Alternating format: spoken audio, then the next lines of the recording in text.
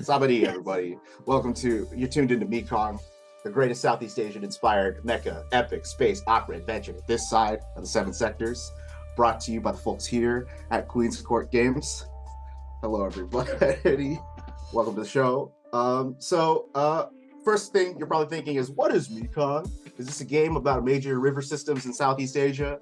Not exactly. However, this setting does share its name with a real-world river that flows through Myanmar, Thailand, Laos, Cambodia, and Vietnam. Our goal with crafting this story was to tell tales and myths inspired by the nations that river flows through, and in that general region of the world. So this story will be seen through the eyes of warriors called Tandong, a case of mech pilots who operate uniquely powerful mechanized chassis called PC. We have an exciting program for you in store this evening. My name is Jerry Law. I'll be directing this here picture with the help of this lovely cast here. Let's go down and say hello to everybody. We'll be suiting up and taking our first steps into the Mekong constellation in just a moment. But first up, let's everybody say hello, playing the charming, dog-loving mech racer and envoy. Joining us today as callax'an, we have Ryan. Hello everyone, my name is Ryan Omega. I will be playing callax'an. So imagine if Lightning McQueen had an obsession with dogs. That is the whole concept, and I'm ready to face some intergenerational trauma via a political family that has expectations of you to support the family, but I really like racing and dogs, and those things don't really match. Hey, it's like he fits right into the Orange County street drag racing scene, right? I have called out. Yeah, you gotta put a spoiler on that corgi, dude. Like, now I am. I wasn't even thinking about this before, but yes, we're gonna put a spoiler on our. I'll wait until the actual game to show off our dog. Second, she's hardened, she's cynical, and maybe a little bit angsty. Ex-smuggler, ace, pilot, playing rupi'a Taiyang. We got Pooja. Say hello, Pooja. Hello. I am Pooja, playing rupi'a Taiyang. Comes from a family of smugglers. Expects me to follow in the family footsteps. And just because I'm really good at piloting doesn't mean I want to waste all of this talent running honey. I'm just saying I have my own dreams. I would like to follow them. Just a little bit of trust in the fact that I could make my own decisions would be appreciated, especially when your decisions mean bad things for the family as a whole. Good shit.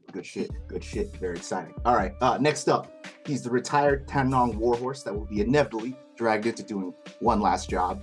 We have, playing Roman Maxilon, Andrew. Say hello. What is up, everyone? Andrew J. Landy checking in here, playing the role of Roman Maxilon. I'm what you call an ice-cold can of whoop-ass. Invariably, I guess, I thought I could be a family man, but I guess duty calls, so we're going to see what happens.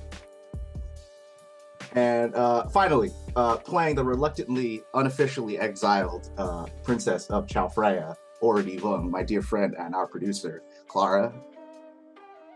Hi, I'm Clara, and yeah, I was like, what's a big theme amongst all of us? Family expectation. What if I made that the worst thing that what if I made it worse? What if I made it worse? Wouldn't that be crazy? Would it be crazy? Whack. That's like so real, dude. That's like, Isn't everyone? Listen, we were royalty, and now we're here, and that's what's happening. We started from the top, now we're here. That's not how the song goes. That's not how that goes. Anyways, sorry, Drake. With apologies to friend of the show. Apologies to Aubrey, star of Degrassi, friend of the show. Anyways, we'll be playing Mekong using the Beam Saber RPG, a Forged in the Dark system written by Austin Ramsey, with additional supply drop playbooks written by J. Lo, Phyla Hazard, and Alfei DeMille. You can find links to the cast's assorted social media accounts by sending !cast to the chat. And if you'd like to purchase Beam Saber for yourself or your gaming group, go ahead and type !system, and I'll send you to that direction. All right, so this adventure was written by yours truly, and it will contain some themes that some viewers may find disturbing. There will be depictions of blood, gore, body horror, drug and alcohol use, violence, warfare, sexual themes, excessive use of English and non-English profanity, and large swarms of birds, if that's something that yeah. The cast and I have discussed our lines and veils and confirmed that everyone is comfortable playing, but we want those of you at home to stay safe as well. So just one more note about my game mastering style. I've always treated playing tabletop RPGs as me and 4 friends watching a movie in our heads together. So with them as the movie stars. So for the sake of Hollywood kayfabe, for you, my players, I want you to get into the zone. I want you to imagine a projector rolling. I want you to hear the sound of cameras speeding and makeup artists and costumers all dashing off set and after finishing putting all those mocap dots on you and shit. It's all good, right? And for those of you watching at home, I want you to settle into your seats, get you a big bucket of popcorn, grab a drink, and prepare yourself for the familiar warm hum of the movie projector starting. Because kính thưa quý vị, tôi xin giới thiệu phim Mekong.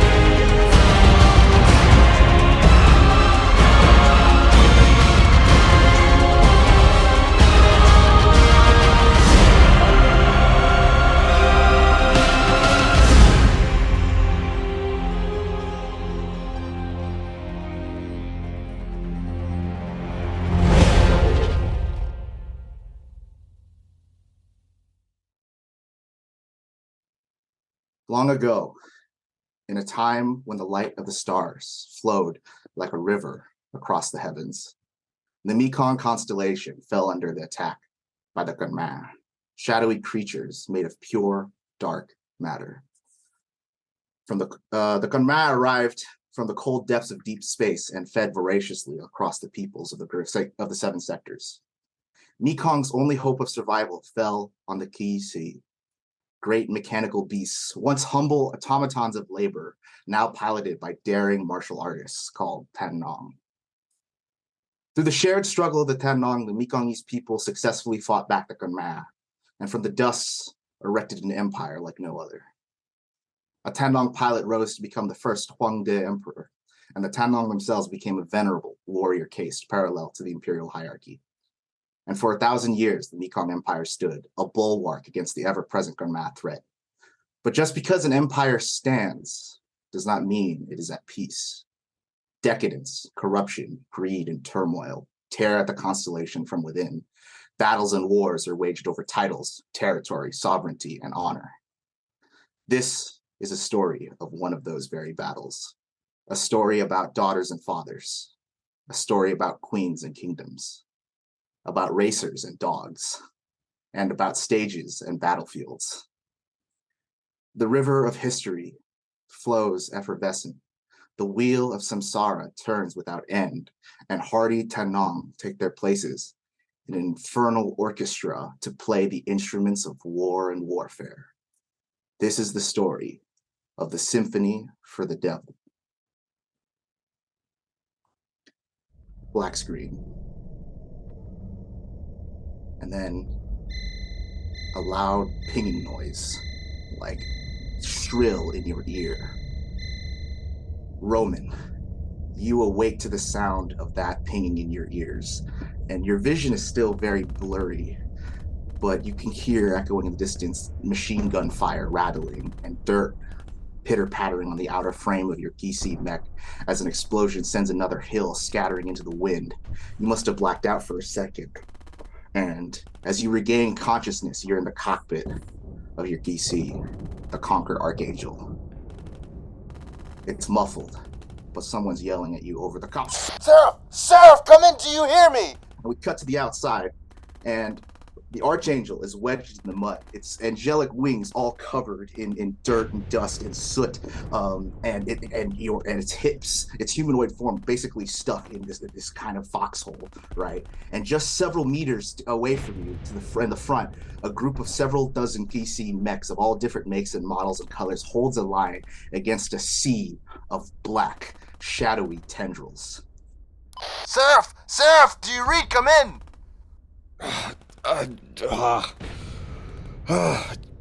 Seraph here, or... You're breaking up. I can't.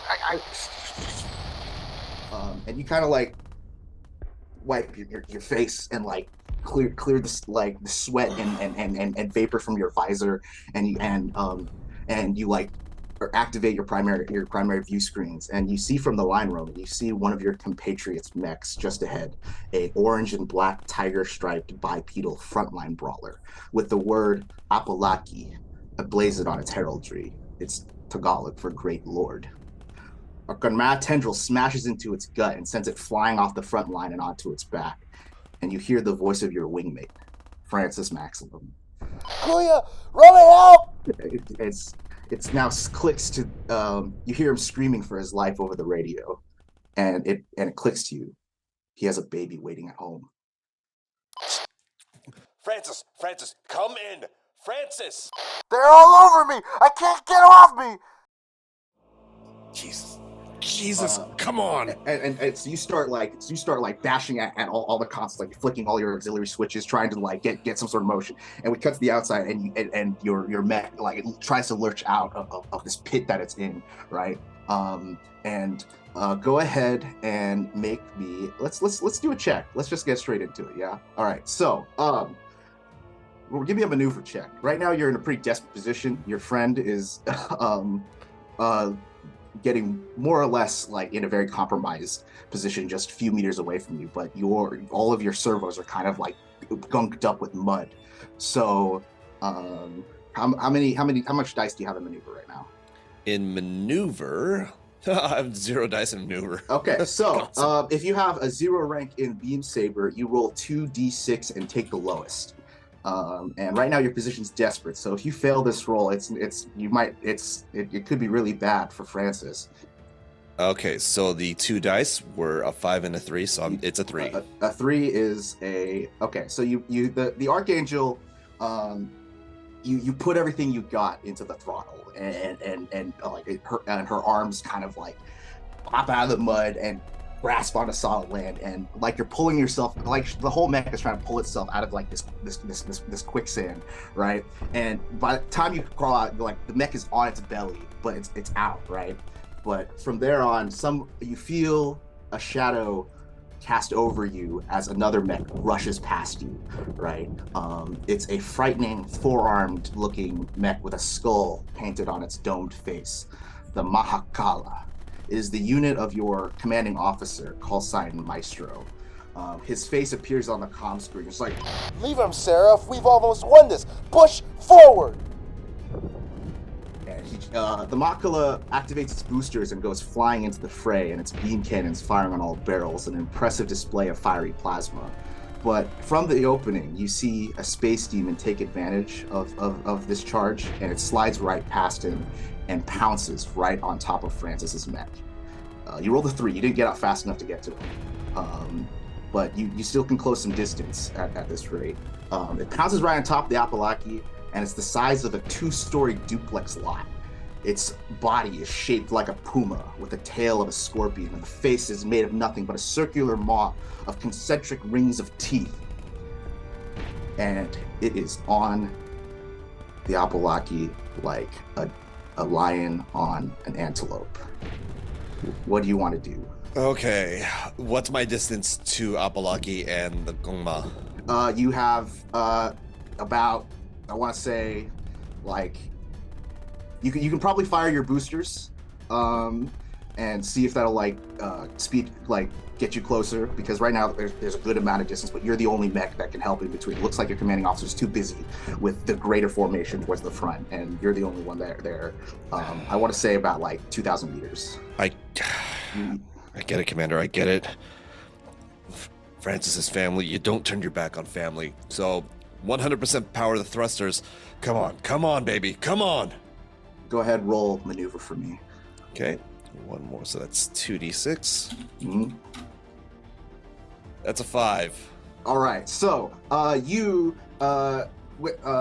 it's the Archangel's wings finally like flap out and send a bunch of like mud flying out, and it radiates out, and the familiar white angelic glow appears, and the mech feels your like the mech itself, and it's your connection with it. It feels your resolve, and a halo appears over the head of the Archangel as you go flying towards the Gundam.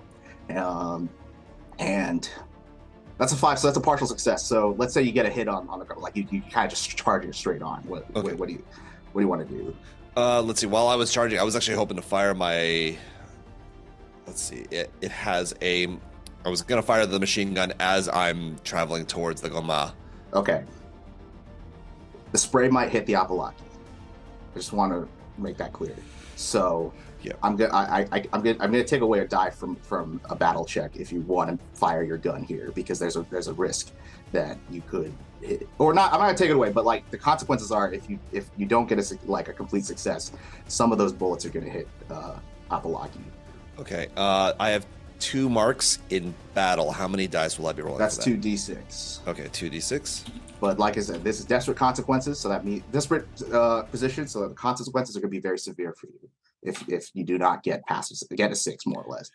Okay, so since I had 2 dice in there, I rolled 2d6. It's a 3 and a 6. You take this. You take the 6. Yes. You get in there. Like like tell me, Roman, how do you want to show this good map? Your stuff. Okay, so you've seen the wings of the Archangel finally extend to full height, and you hear Roman yell, 80% the thrusters, go. He devotes 80% of his power to the thrusters to get as much boost as he can while still keeping 20% on shields. And as he's flying in, he's aiming with the machine gun, and the machine gun is still shaky because he's shaky after still waking up. But luckily, he hears the word family ring in his head, and finally his eyes on the mark as he's firing the machine gun, being careful with the recoil. He's trained with this recoil to know its pattern and just steer the machine gun bullets so that he's dead on the Gungma and avoiding hitting Apalaki. I'll do you one better, because you're flying. You kind of dive bomb this Gundam. Like you fly up. And you eclipse the sun, and you see the silhouette of the angel silhouette of the Archangel, and it just sweeps down, delivers several like lines of rings into the back of the Gundam, and it screeches out, and it like it turns up to look at you, and you finally get into melee range, and you start like bashing it with the butt of the machine gun and kicking it off the Apalaki while the Gundam rolls off, and the rest of the company attacks it as it makes its way to the back line, leaving you to tend to your fallen comrade. Apalaki is in a very pathetic state. It's like basically in the middle of this crater, splayed out. You can see several of its wires and servos. It's like all its coolant is like leaking. It's like bleeding out. And when you try to hail Francis,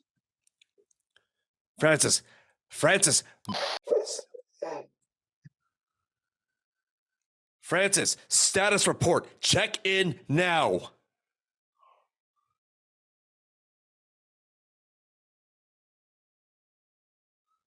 You hear him crying in there.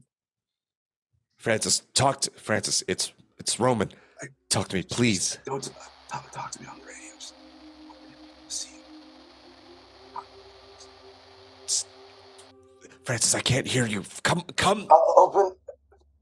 me see your face, brother. Shh. Is there any imminent threat near us? There's it seems like the rest of the army has pushed the line forward, like they're pushing them back. So you're mostly in the clear as long as Maestro and the other pilots are fighting the main mass of creatures. I'm going to move Archangel directly in the way between where Apalaki is versus the rest of the front line. The fray. Yeah. I'm going to open hatch and drop down to Apalaki. You get down to Apalaki, and it lies still and lifeless. The battle rages around you. The Jesus. Archangel, you race out of the cockpit down to Francis's cockpit, and you're frantically like scooping the mud and the dirt off the front like hatch, and you take both hands onto the hand crank and you like turn it, and it burns. It's really hot, and so like you're like searing your hands through your gloves as you're turning this crank until the manual seal.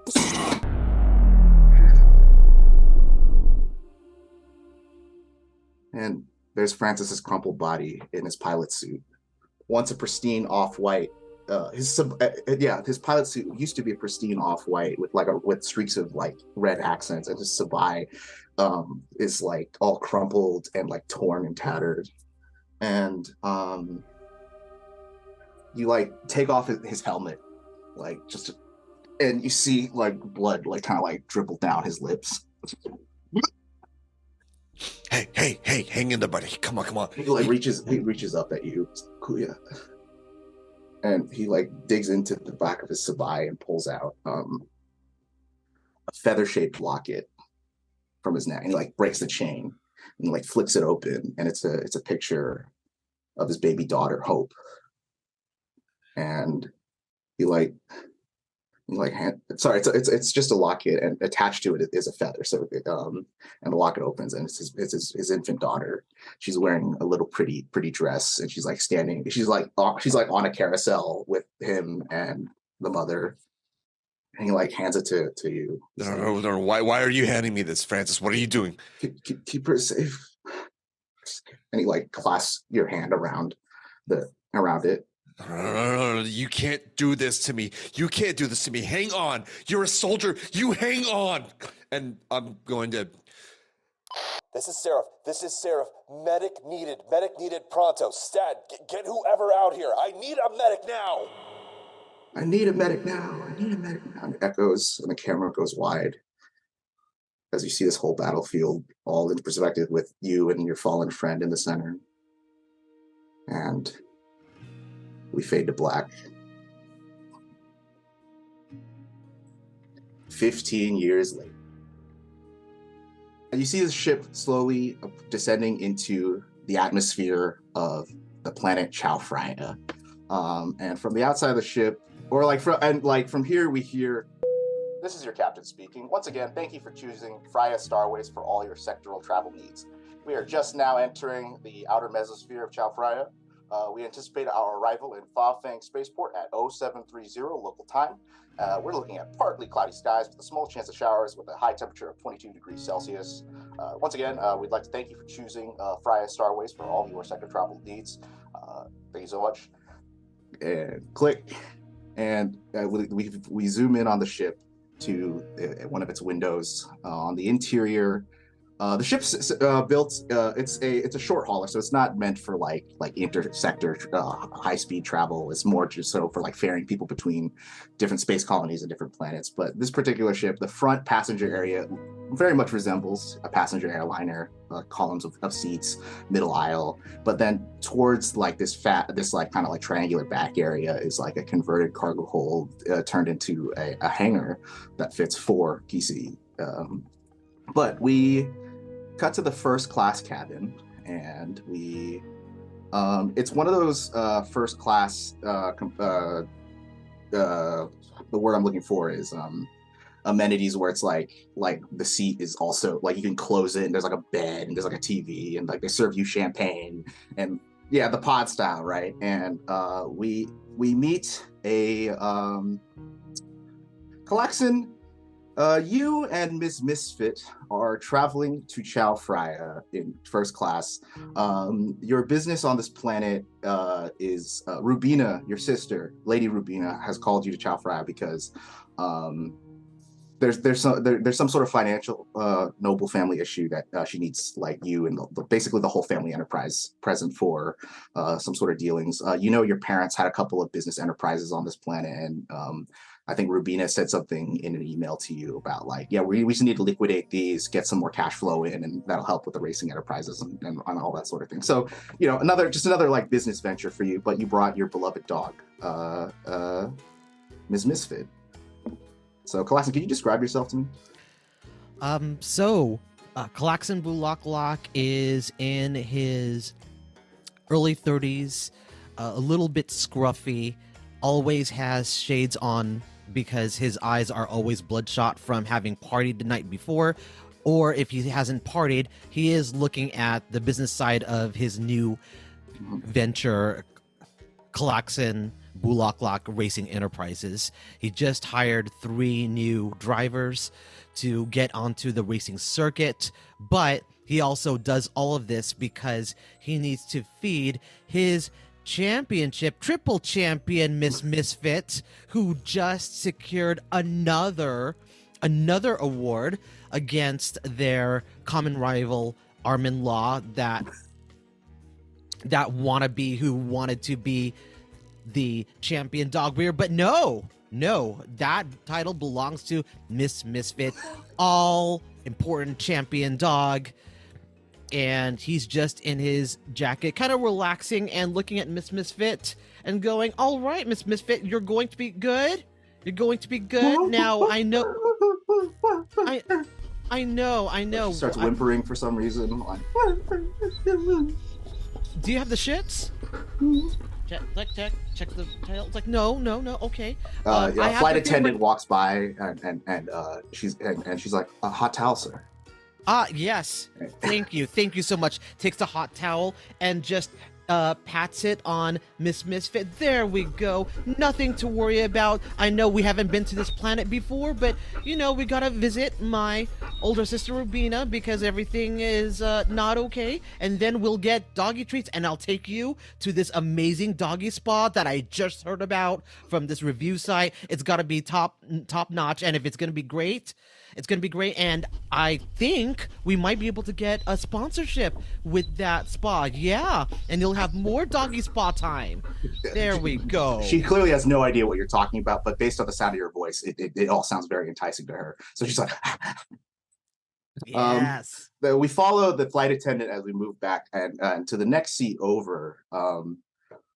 We meet already in the next seat over. You're kind of like looking out the window, and you're familiar with this descent, right? You've left the planet before, you've come back a bunch of times, but the circumstances for this one are quite different because the thing is, when you land, they're going to drive you straight to the palace, and you're going to have to give a speech as the new heir apparent, and you haven't written anything, and the speechwriters haven't gotten in touch with you, and so you're kind of just like you got the fold down table there, and you have like an empty notepad, and you're like anxiety picking at your like the charms on your sabai, and you're like, okay, princess.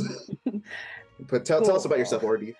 Ordi is young, sort of mid 20 something. She's like you said, she's picking at her the charms on her sabai. She's at the embroidery on that. She's picking at her cuticles. Like Miss Misfit has better cuticles than Ordi ever will. Just shredded cuticle. Every nervous habit you see in every fan fiction: lip biting, nail picking, some of the gross ones too. Like she does chew on them as well. Just full swing. She knows that it's not supposed to be like the most like graceful thing, but it is what she's doing because this is where we're at. And there's a yellow legal pad in front of her, and it's got it has like some practiced signatures of like her full title, so it's actually completely covered with a lot of that full title shit. The most serene highness, Anga Makuta, like a whole shit ton of titles that comes with being royal. But while you're doing this already, you like kind of like peek over at the seat in front of you, and you see there's this other like it looks to be like a merchant noble couple, and they're reading like a newspaper, and like the front page says like, is Ordi Vung the right fit to be queen of Chao Phraya? And there's like a ton of editorials and like opinion pieces, and all of them pick like the least photogenic photos you have from like your upbringing, you know. So like there's one where like you got sent to summer camp and you like fell in the lake and you like and like and it's just really bad. The half falling like or you went to a gala and you did a Jason Derulo up the stairs, and it's like, is this the right person to rule our planet? Like there's definitely like, it's my like preteen photo, like my 13th birthday or whatever. So full braces and like the thick glasses. Like, I'll do you one better. You got like the whole fucking like the head. Yeah, the headgear. headgear. Like both Ordi and her twin brother have the headgear on, but somehow her twin brother's like rocking it, and she's like. And then you see next to you, your elder sister Anusha is like standing, like very like regal, very like practiced. Like she knows this life, but you're like. Yeah, listen, not everyone blooms at the same time, okay? But yeah, you see this family as they're reading the newspaper, and they're like pointing, and and you see them like make very disapprovingly like. You ever see those straws that like stretch in and out? Yeah. Like if Ordi can like turn into one of those straws and just keep crinkling in, she would. Like. She like, again, she knows that she's supposed to be like a politician and like a cool stately person. She's like, what if I was a rock? What if I was just like the best rock I could be here with no one looking? Flight attendant. Hot towel, ma'am. Yes. And she immediately takes it. It's too hot, and she puts it on her notebook. And her legal pad, and the legal pad is now soaked and all the through. pen inks here is like smudges, and so now you can't even read it. Yeah, and it's like on her, and it's like it tries to return the towel. Like, okay, well, this is fine. Everything's fine. I'm gonna be fine. This is fine. I really need to. What's airplane mode, but for like space travel? I mean, the internet is a thing in like in space. Like there's other civilized planets, so there's like a sector wide internet. So they're not getting back to me on purpose. Yeah. They don't know what to do because Anusha abdicated so recently, and I think it seems like the family's in crisis mode right now and just trying to figure the situation out because it's bad. Vibes are off. The flight attendant returns to the front of the ship to like restock on hot towels, and Rupi'a, you come out of the laboratory and you like open the door to the cockpit of the ship, and you step in, and you know those little like seats on the wall that like they have for like backup like pilots or whatever. So you get that seat because you're sitting shotgun as hired protection for this vessel as a pennon, right? Like now that you've left your life of crime syndicate, family drama stuff. I could have worded that a lot more eloquently, but yeah. Now that you're no longer in the sinner honey business, your line of work now has just been serving as like hired guards aboard like different spacefaring vessels. Like the pay is paltry. It's like enough to like and like it's also like your way of getting around. Like you don't have a ship of your own, so you so like the pay is paltry, but the travel is free, and it's usually enough to like get you like a room and like a hot meal in like the next planet or colony, and then on to the next job, right? So yeah, you kind of like just sit down, and in the back there, tell us about yourself, Rupi'a. Well, Rupi'a is like a 27-year-old, very sharply dressed. Like all the lines are very specific on her suit. She is in like, oh, how do you even iron to get to get your creases that sharp kind of situation. But her clothes are also like in neutral colors. So if she walked into like most cities, she could somehow blend in, even though you'd think like looking at her, she wouldn't be able to, but then it's like, oh, where did you go? Yeah. So it's that perfected art of like looking really good, but also being in the background that bodyguards have to like high-end bodyguards have to perfect. Yeah. And when she goes to sit down, it's like a cursory eye. Most of these jobs that I'm taking are for, like, yeah, they're a way to get around. They're super easy. I'm a little bit trying not to fall asleep. And the way that I do that is by mentally reciting monologues. I ate the divorce papers.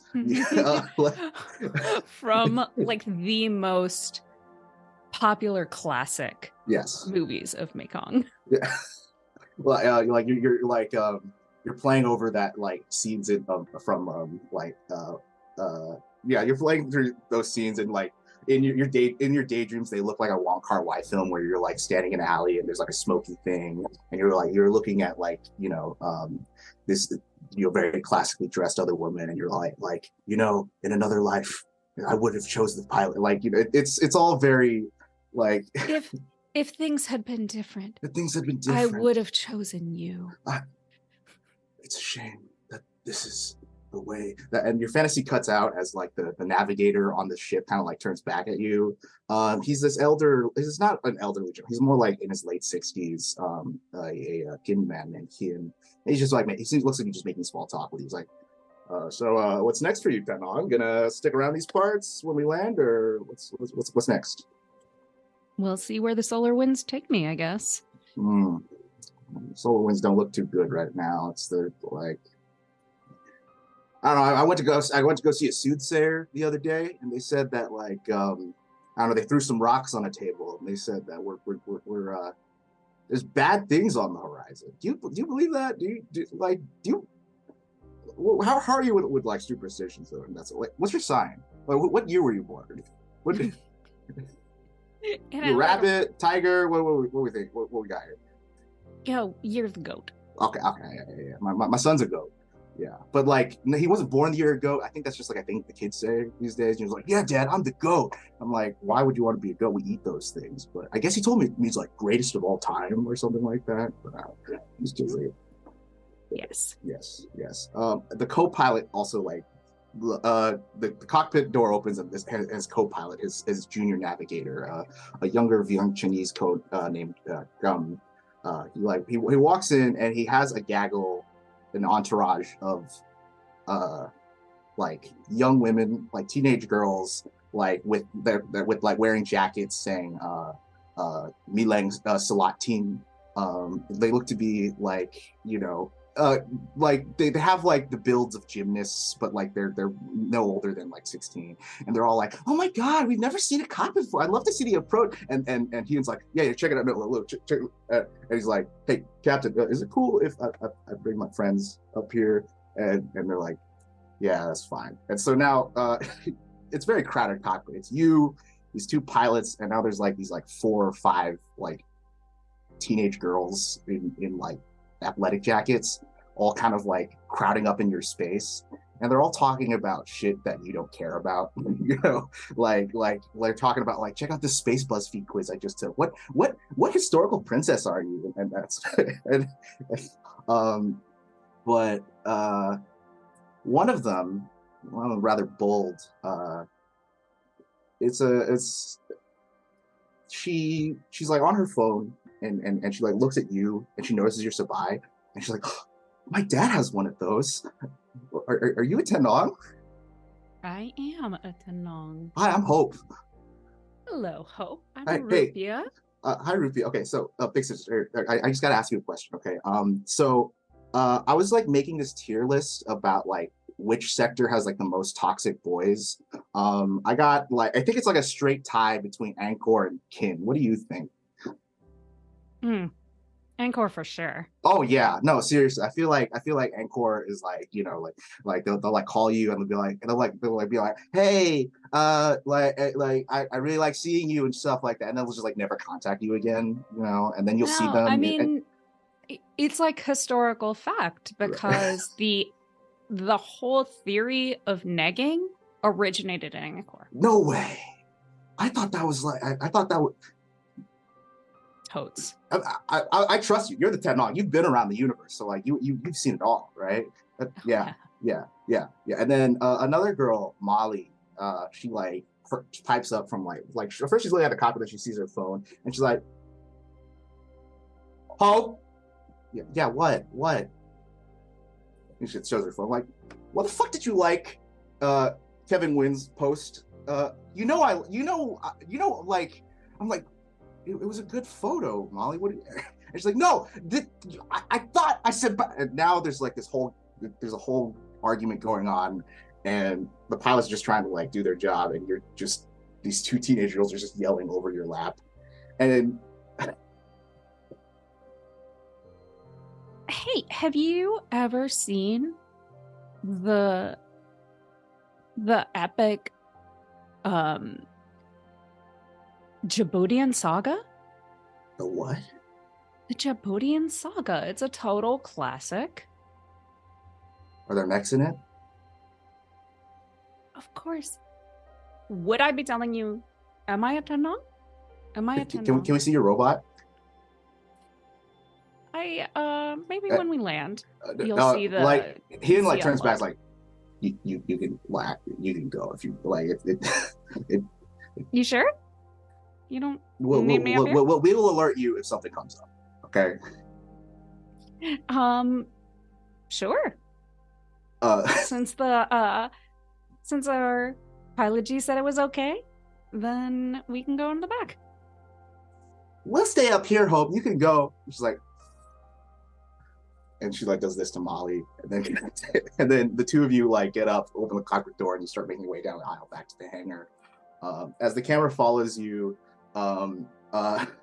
we pass by Roman, who's much older than we saw him in the intro. Oh, Roman, could you describe yourself as you're sleeping with your head slumped on the side of the cabin?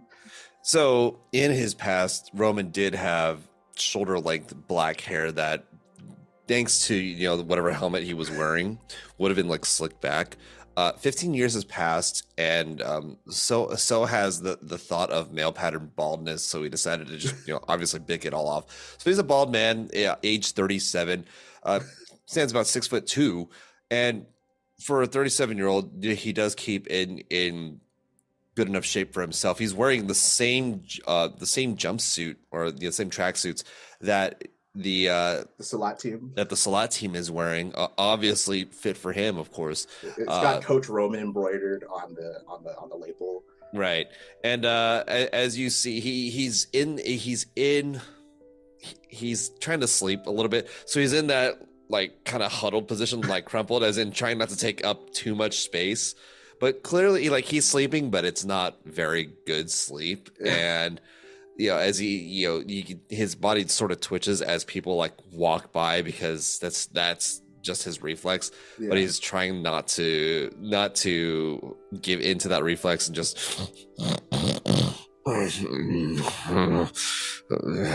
kick better. You feel like, being a dad, you feel Hope's like aura kind of like pass by you, and, like as she walks back to the hangar, and you're like stirred up, like. Wait, did I actively, even though she passed, did I see her pass, or no? You just feel like you're like Hope, like Hope, and you like look around and you see that like the entire section where the SWAT team was in the economy class, it seems like a good chunk of them are gone, except for like one girl, and she's just like on her phone, like reading a book. Kid, you're gonna be the death of me one day. Roman's gonna get up and actually approach the rest of the team and take a head. You said there were 5 of them, right? So there's one in your section right now. There's 3 in the cockpit, and then Hope went with rupi'a to the hangar. Okay, so there's just one, and she's just like, "Hey, where's the rest of the team at?" Oh, Molly and like 2 of them, they went to go see, like, because we're about to land soon, so they wanted to see like the captain like invited them up to like see the descent. Hope she went with some woman back to the back of the hangar, to the back. I'm sorry, some woman? I don't know. She looked cute, I guess. I don't know. I like, you know, Hope. She like makes friends everywhere she goes, right? Like, yes, I'm aware she makes friends everywhere she goes. She's like annoyingly extroverted. I kind of hate that about her. But at the same time, like I yeah. That's fine. Just which direction? Towards the back. Okay. Thanks, Have fun, Coach. Yeah. By the way, good job. You guys are actually on the way to the tournament, right? Oh, we're on the way. Yeah. Good basically, job. let me tell you what. So, Roman, you, like you're being here on this plane. You are accompanying your adopted daughter Salat team to a tourney being hosted on Chao Phraya as their coach and chaperone, and there's a half a dozen other parents and coaches available at your dojo that could have went, but you volunteered, one, because you want to see Hope win it all on the mat, right? Mm-hmm. But there's actually a secret reason that you're also here that you haven't disclosed to her yet. So yeah, the Archangel's parked in the hangar right now because you intend to. You came with the intentions to part with it, to pass it along to the next worthy Tenong to take up the vows, because like you've been out of the cockpit for 15 years, right, being a parent, but you never actually formally retired, like announced your retirement to your liege lord. So you like, while after somewhere in like the schedule of this tourney, you were going to take your mech to the king of Chao Phraya and formally relinquish it and be live the life, finally be just a dad for once.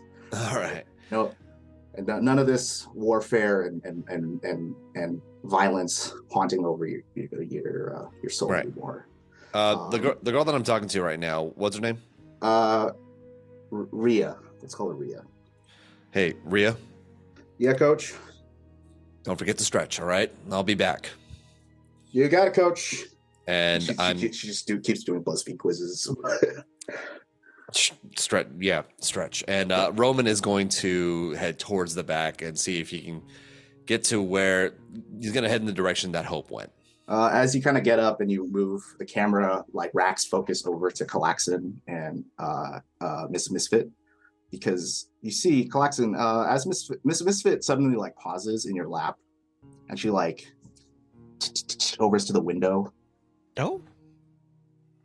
What's there, girl? What's there? And I look outside to see whatever she's looking at. The first thing you see, there's a black bird flying like parallel to the ship as you guys descend into the atmosphere, right? Like it's just a bit ways away. It's just flapping its wings, and. Is that common in this area, or you think about it and you're like, no way, there's not birds this high up. We're still in like the troposphere, but you see the bird kind of like it like pitches towards the ship, and then it lands on the wing, almost completely unaffected by the wind resistance, and it's just sitting there. And is it just a small bird on a wing, or is it significantly you can't larger tell? Bird? Like it. Because like you're in first class, you're not on the window seat, right? So it just looked but the proportions of this bird are unlike any other avian you've seen before, right? It looks crow-like, right? But it's facing away from you at first, and But Miss Misfit's still barking at it like a guard dog, like very angry, very like trying to get this bird to go away. But a flight attendant comes by and says, "Sir, I need you to calm your animal. You're currently disturbing the other guests." Okay, first of all, she is not an animal. She is a championship breed dog. So just please do not call her an animal. Also, can you identify what is out there? Because what is what's going to calm down. And I point at the black bird figure. I don't even know what that is. You look at, as she looks out, and you look out, it's gone. Oh, well then. What is it, sir? It's just It's a blackbird, and he tries to look through his cell phone, tries to search for what it could look like, and he's going to give the closest approximation. It's not going to be anywhere close because he doesn't really know birds. right. So it's going to look like the equivalent of, I'm trying to think, it's gonna look like a black duck, or, and he says this, and he probably doesn't realize that it's probably a Pokemon or the equivalent of that. It's not even a real animal. So that's like a platypus. This cannot be real. These parts no, it do is. not go on a... Those are mammals because they have beaks and lay eggs. But like, a platypus is real, sir. And They're also, gonna also platypi don't exist this far up. We're like 100,000 feet above the surface here.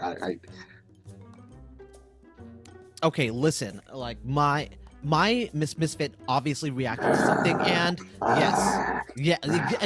exactly. Like, you're not wrong. Whatever you saw was legitimate, and you are valid. You are valid, well, sir, Misfit. if I just have to request you, we're making our descent. If you could please just calm your companion, your emotional support dog, your champion, whatever you want to call Thank you. call her. Thank you for acknowledging her title. And that would be greatly appreciated. Yes, absolutely. And then I see Misfit kind of like looking in the direction, because she is a little bit antsy, and kind of just starts running somewhere. I'm like, oh.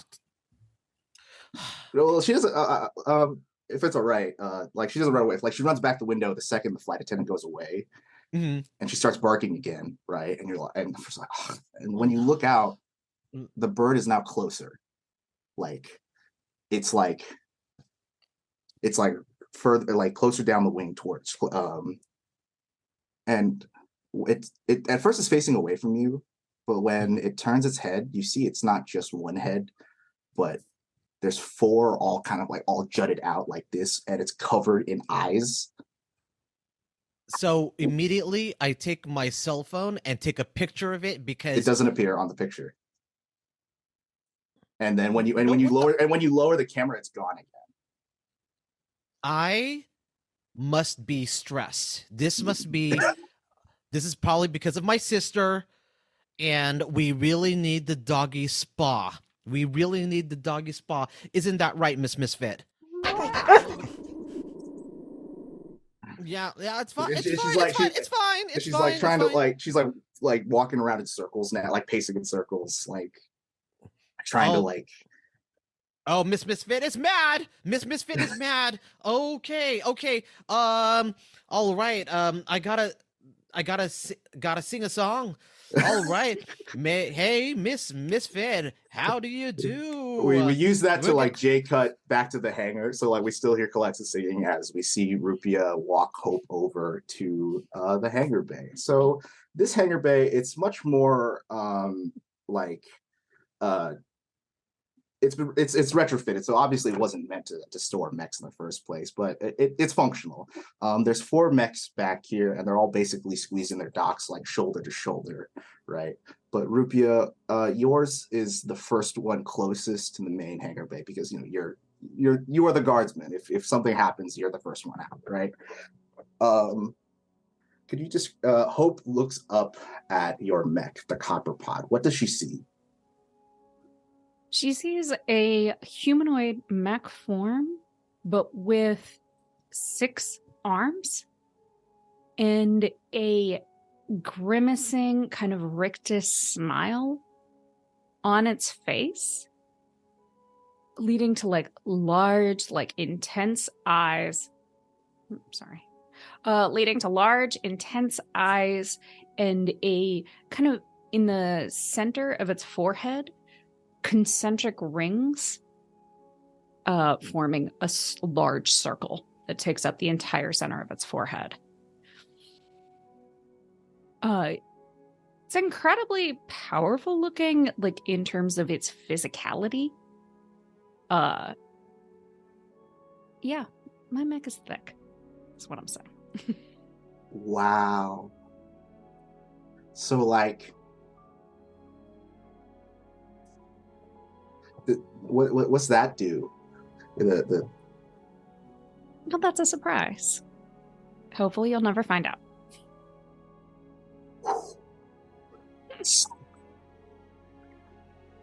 And, and she like walks around the different catwalks and like looks up and down, like she's like absorbing every inch of like the engineering and the craftsmanship on the machine. She's like, Rupi'a is definitely preening a little bit at this attention.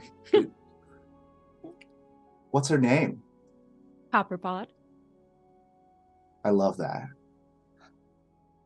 And you said your dad has one as well? Yeah, that's his. And directly across from you, from the copper pod is a Roman. Could you describe to us what the Archangel looks like 15 years later? The Archangel, it still retains its humanoid shape. It's a giant white mech with where the joints seem to be black, and the armor on it is a mix of both white and gold. It looks like a knight in a sense, with its stately nature. It does carry, if I have the sheet here correctly, on it a fine heavy cannon, a machine gun, and access to a melee weapon, which is in the shape of a sword. Now, the reason why it's called Archangel is on its back. Its thrusters seem to go. There seem to be 6 thrusters now in the shape of. Well, let me put it this way: the 6 thrusters, when they actually launch, give off the effect of wings, as in the 6 wings of an archangel. Hence the name of the mech itself. And now only 2 of them stand out as the mech is currently in resting. But upon launch, the other 4 thrusters will shoot into place and give the effect of its wings. But right now, 2 of them are up as is. She says, "Yeah, that's my dad's. Her name's Archangel. She's just sleeping right now. Do you think your mech has dreams when they sleep?" Like, Rupi'a gets like just a momentary kind of 1,000-yard stare, and then comes back to it, and it's like, well, there was a classic film that asked, do Kisi dream of electric bees? Do they? And honestly, my connection to Copperpot is so strong, I can only say yes, they must. Roman, you enter stage right. The door opens from the main cabin, and there you are in your with your jacket and your dad pose, and you're wearing socks. You're wearing socks and sandals because it's a long flight and you want to be comfy. Totally would, by the way. Like, you got those Adidas stripe slides with white socks. Hope, are you? And do I notice Hope immediately? Yeah, you see Hope immediately, like talking to Rupi'a, like just having a pleasant conversation. And she's like, "Oh my God, hi, Dad. This is my friend Rupi'a. We just met. Rupi'a, this is my dad. Sorry, I didn't tell you where I was. I just wanted to see the mechs, because Rupi'a said she has hers, and I don't know. It's really cool. Her name's Copperpad. Okay, cop. That's good. That's good. And Yeah. I'm sorry. I'm Rupi'a. It's very nice to meet you. I am currently acting as the security on this ship. I hope you've been having a pleasant and uneventful journey. The pilot did give your daughter permission to come back to the hangar and take a look at the Kisi that are stored here today. Oh, that's very. Dad, do you ever see that movie? Do Kisi Dream of Electric Bees? I don't think I've seen. I don't think I've seen that. Hope. I think you fell asleep during it, because like we saw it, like it was on the flicks that one time, and then like we put it on, and then like we got like to like the 3-way mark, or like the first third, and you were like, because you always do that, You should really watch more movies, Dad. Like, I think there's a lot more that you can take out of there. I will. Hope. we'll talk about this later. Rupi'a knows a lot about movies. She, Yeah. yeah. And Roman's I'm gonna turn to Rupi'a.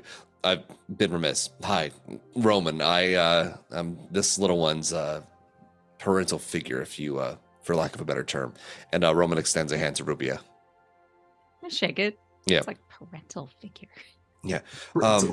Very, very specific choice of words, you notice. Yeah. To what you were saying earlier, yeah, the fight's been pretty uneventful. Thank you for that. So you're running security here, is that right? Yeah. Let me just cut back to the front cabin real quick here. Misfit's barking still. It hasn't let up by any means. To the point where already you notice, like you're also starting to like, what is going on with this dog? But the couple in front of you that was reading the newspaper, they start to get visibly miffed. And the husband looks over at callax'an and he's like, "Hey, buddy, if you don't shut that mud up, I will, all right?"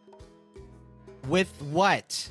With what? He like reaches his hand into the bag and like with this shape, and he's like because TSA doesn't exist in space, and and you can tell like there's supposed to be some sort of weapon like silhouette in his bag as he reaches out, and it's like you don't want to ask me that question. You just shut that dog up right the fuck now.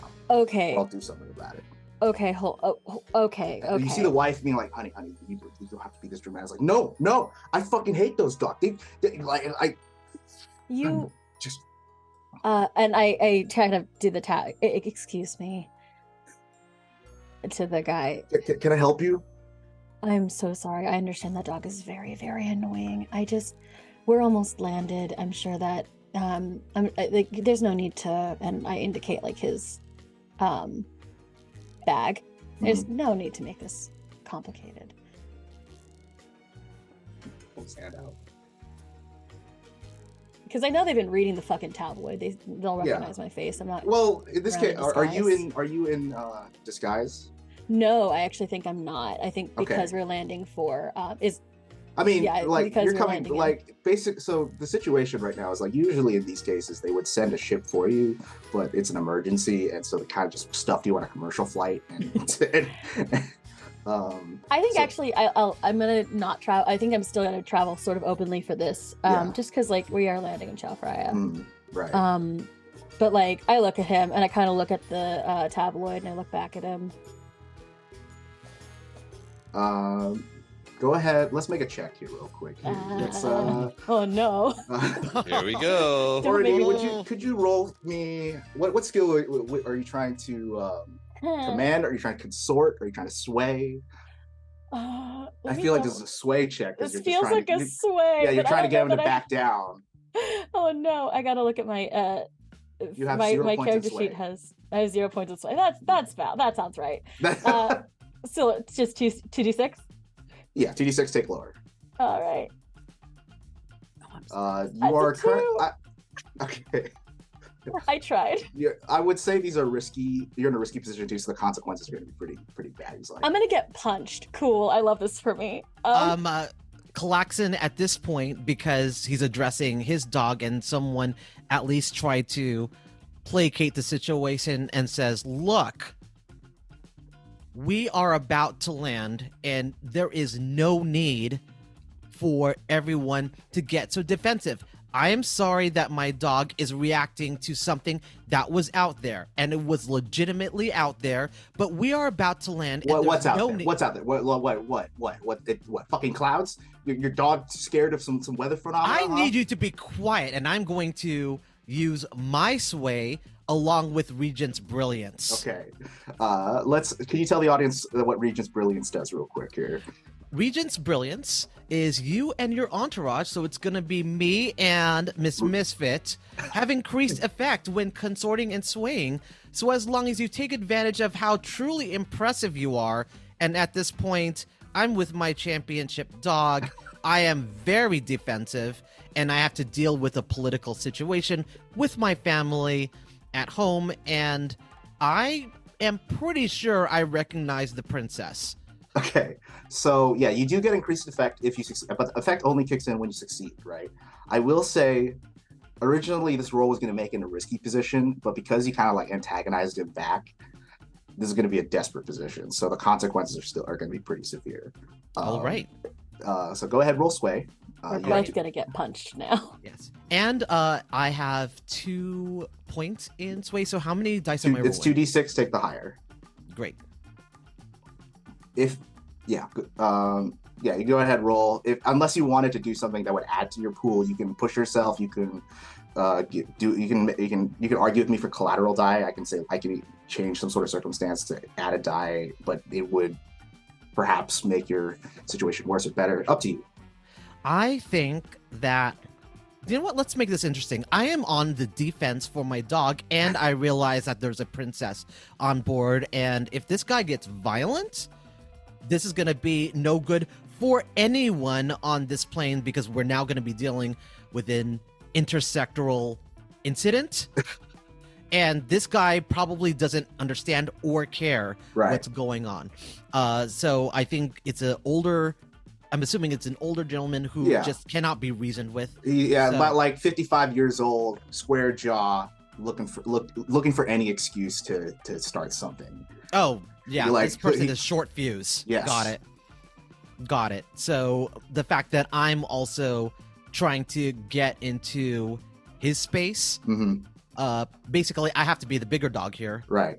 Like, that is going to make this desperate. So I'm going to roll this at a 2d6, and then what's the... You can add a collateral die, but you could, I guess the collateral here being that, yes, if this does escalate, it could get ugly on an intersectoral level. Is this a 3d6 or is just a 2d6? It's a 3d6 if you add the collateral die. If you want the collateral die. I think it's going to be worth the risk. Okay. I think you go ahead and add 2 stress points, and then you can go ahead and start the roll. Okay, I will add 2 stress points to your sheet. callax'an. Definitely worth that. Yeah. And let's roll that. You 2, got a 5. 3, and 5. Oh my god, I'm kind of okay. Okay. So how did you what are you saying to de-escalate right now? So after telling him to back down, instead of saying more, sometimes you just stand there and just let him think about it. It helps that Miss Misfit isn't barking right now. Miss Misfit has calmed down because callax'an is using his firm tone of voice that you only reserve for when you are displeased. So at this point, even Miss Misfit is not barking. I mean, she still is. Like, I want you to imagine there's a barking continuously happening in the background of this scene while you guys are talking. All right, so the barking is happening, but at this point, callax'an is just not having it. He just looks at him, he takes off his glasses and goes, "No. Please, no. No." And almost talks to him like a dog. At first... So this both applies for actual Southeast Asian culture and in Mekong here, because I think that my father told me is that talking to somebody or doing this gesture or doing anything that refers to someone as a dog in Vietnam is super insulting. It's insulting an Italian's mother, right? Like, it's that level of like whoa, you went there. Mm-hmm. So you rolled a 5. Yep. You de-escalated in that he's not drawing his weapon, but he is standing up. Like, he's like slowly rises to his feet until both of you are like at eye level with each other. Mm-hmm. He like raises his chin, puffs his chest. He's like, "What gives you the right to talk to me like that, huh?" He like takes one step out into the aisle. Mm-hmm. He like throws his scarf back behind him, and like taps his wife in the face. I think I'm gonna try to step in one more time if I can. How are you stepping in? Literally, I'm gonna get between them. You try to get between them, but like this guy, he's like pushing real hard. He's like, he gets all like to the point where like his chest is like inches away from callax'an's, like trying to like you ever see 2 kids in the schoolyard? Oh yeah. It's one of those. It's like, because he's traveling with me. Are you going to physically assault someone who's in a royal retinue? That is a lie. It isn't a bold-faced lie. I don't know who this guy is. That is a bold-faced lie. That is such a lie. So already, that's a fucking lie. Yeah. We're so starting this off well. Yeah, there's no deception skill in Beam Saber, so this could be like a command roll or a consort roll. However, I will take away a die just because it's already. I have a point in command. What? I have a point in command, so I'm okay. You can go ahead. You could roll command. Okay. You're in a desperate position, and you're lying, and and you're a politician. So like, sure, that's something that people do all the time, right? Yeah. But the thing about being a royal is, you at least have to have an honest nature. So this could look really bad for you in the long term if this guy sees through you. So do you want to roll this command? I do. And if it's not true now, it's about to be true. Because I'm about to hire this man for some. I don't know what callax'an. I don't know who this guy is. I don't know what he does, but I'm gonna hire him. Just so it looks so he's on the payroll. He's technically on the payroll now. Right. Okay. But right now you are lying, and you don't know if this guy can see through you or not, because he might have a short fuse, but whether his insight is up to par, you don't know. I'm gonna get punched, and also we're gonna destroy this kingdom before I've landed on terra firma. That's fine. All right. So do you want to roll? I do. I think I can't take it back now. Roll 1d6. Oh God. Okay, hold on. Let me see. That's a 4. It's a 4. Let me see. Is there anything I can do to make that better? Well, I can tell you the consequence, and you can resist them if you'd like. That would cost you stress. Yeah. Okay. Okay. So for a 4, that's a partial success, but he backs down at first. He's like, only because you asked nicely, and he like backs away. But then, poor Miss Misfit, right? She runs up to the guy and bites him real hard on the ankle. Ah, fuck. Oh no. A fist goes flying at callax'an's face. Do you want to? You can resist that consequence by trying to go in and bore him, right, and that sort of thing. But yeah, callax'an, if this goes through, and if Ordy doesn't resist this, you're gonna take a rank 1 damage black eye. I'm gonna resist it. I think it'd be very funny to get into make my speech with a black eye. All right, and go ahead. Wait, is callax'an getting a black eye, or callax'an's getting a black eye? Like your dog just bit it. I will take the black eye. You'll take the black eye. You don't. Even take the black eye. Just okay. Okay, I just let you take that then. Okay. Cool. I will take that, and I go. No, we see this in slow motion. Ooh. A little bit of spittle comes flying out, and then real time kicks back in. You may continue, callax'an. And I kind of look at him, and I said, and I just nod, because at that point there's no saving the fact that he just got bit, and I said, I deserve that. Let me know what the medical bill is. You see the flight attendant peek around the corner, and she takes out a phone, and then we cut to the hangar, and rupi'a, you get a pinging on your device, and it's like, can we get security to the front, please? We just have a situation here. And I looked at my phone and just super nonchalantly, well, it was very nice meeting you. As we descend, they're probably about to make the announcement that we should get back to our seats. Right. You have a very interesting QC. And right. Likewise, it's been a pleasure, and apologies. Thanks for keeping an eye on my on the little one here. Oh, Hope is wonderful. I appreciate it. You know, I always appreciate someone who loves classic movies as much as I do. Oh, And yeah. I like to make my exit. Like, Roman is watching as rupi'a exits, and he legitimately has the hand behind his head. He's scratching. It's like, oh God, how did I? Hope looks up at you. She's like,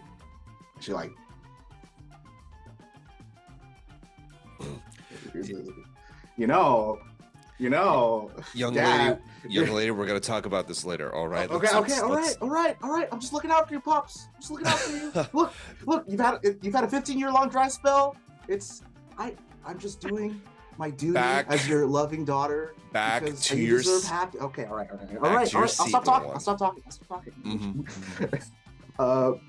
Rupi'a, you open the door to the main cabin and you see this whole scene. Guy, fist up, callax'an, black eye, like flight attendant looking around the corner. Cockpit door opens. All the girls are also watching this entire thing go down, and like even the co-pilot's like, "Don't make me turn this plane around." Rupi'a, what are you doing in this situation? There's a dog just bit this dude in the ankle. You see like there's bite marks in his skin. goodness gracious. Like he's wearing cargo shorts. Like, of course, yes. You realize it's winter out there, right? Okay, well. Hey, you're security, right? This guy, can you like do something about this guy's fucking butt? He just bit me. Sir, can we like, Sir? Let's take it down a notch. I'm here now. I will handle this situation. And I like motion the flight attendant over. And in the meantime, let's offer you a complimentary better seat so you can get off this plane and away from that dog faster. And like, and a free. What's this they guy's name? have specialty snacks. Can you like pull up the passenger manifest? I need to know who this guy is. Like, I got lawyers I gotta call when we land. Sir, I am handling this situation, and then all relevant parties will be informed when we land as part of my purview. And I'm sure that you will be asked to give a statement at that time, as will he. And then all parties will receive a copy of that statement as government regulations dictate. At this time, I cannot divulge confidential passenger information. I'm sure you understand. While this whole conversation's going down, there's a like a metallic tapping noise just in the background, but no one's noticing because everyone's got their eyes on this fucking this world star Karen next lake situation going on in the front, right? And Roman and Hope, you're like off to the side also watching. It's like, whoa. But yeah, continue, Pooja. If you and your esteemed companion can take your seats so that we can land and the authorities can be notified, then I'm sure everything will be resolved to everyone's satisfaction. He like picks his stuff up, grabs his wife by the wrist, is like, would you show us to our new seats, Honorable Tenong? Our esteemed flight attendant will be happy to do so while I secure this area for your safety. Very well. He like brushes callax'an's shoulder on the way back on the way to a different part of the plane. Like Shoulder turn checks, around, yeah. like very like the briefest of just like, oh fucking Lord, eye rolls. It's like, I see that your dog. There's a little blood coming out from the like it's starting to like swell up. And like callax'an, you can like barely see out of this eye. Like, do you need medical attention for that? You're muted. Yeah, thank you. Yes, but I get that my dog did that. I offered to pay for any medical costs for this because that was unexpected. I never saw her do that before. So anything in order to make this trip easier for I mean- what you need to do. Honestly, like, I'm going to tell that guy that we called the authorities and that they'll be in contact. All right. And then we're all going to just. And yeah. Miss Misfit, Miss Development. Misfit runs through your legs, callax'an, and runs down to where where Roman and Hope are standing, and she like Mhm. starts running circles around Hope, and Hope's like, "Puppy!" and she's And I see that she's going off, but then I also can't neglect the fact that I'm in front of a princess. And I basically turn to the princess and I say, Your Highness, first of all, thank you for interfering with that. You didn't have to. I don't want to cause a scene, an international incident. So question for the director. sure. How aware am I of Orades? You've seen like a couple of headlines, right? Like, yeah, you know that a few weeks ago, Princess Anusha, her older sister, abdicated and fled, and nobody knows where she is. So you've seen a very like, you know, you're a noble, you keep up with the times. You've seen a couple hit pieces, you've seen a couple like, well, no, give her a chance, like that sort of. Otherwise, you can tell she's in a precarious situation. You haven't seen her in this level of plains clothes before. All the pictures you always see her in like big elegant robes or very regal court wear, or in a pilot suit, because you've seen photos of her from like fighting in the front and that sort of thing. So you know who she is. She doesn't know who you are. All right.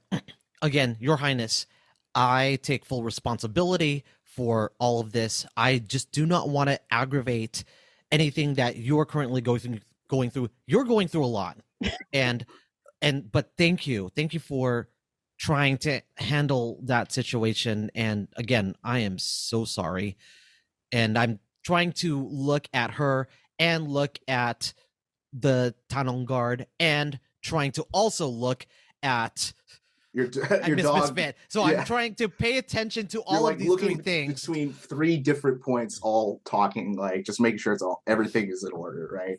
Mhm.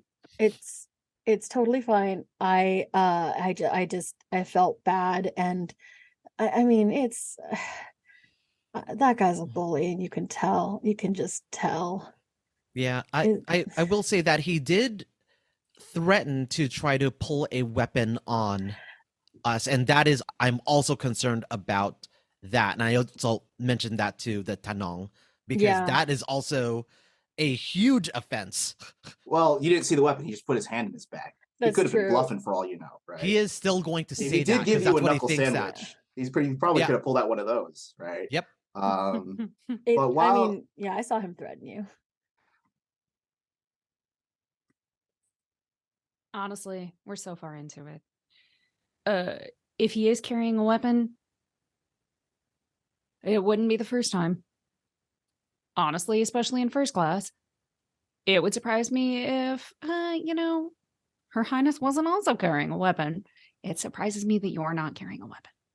If I was, I wouldn't draw it. Sounds like he didn't either. I mean, he's an asshole, don't get me wrong.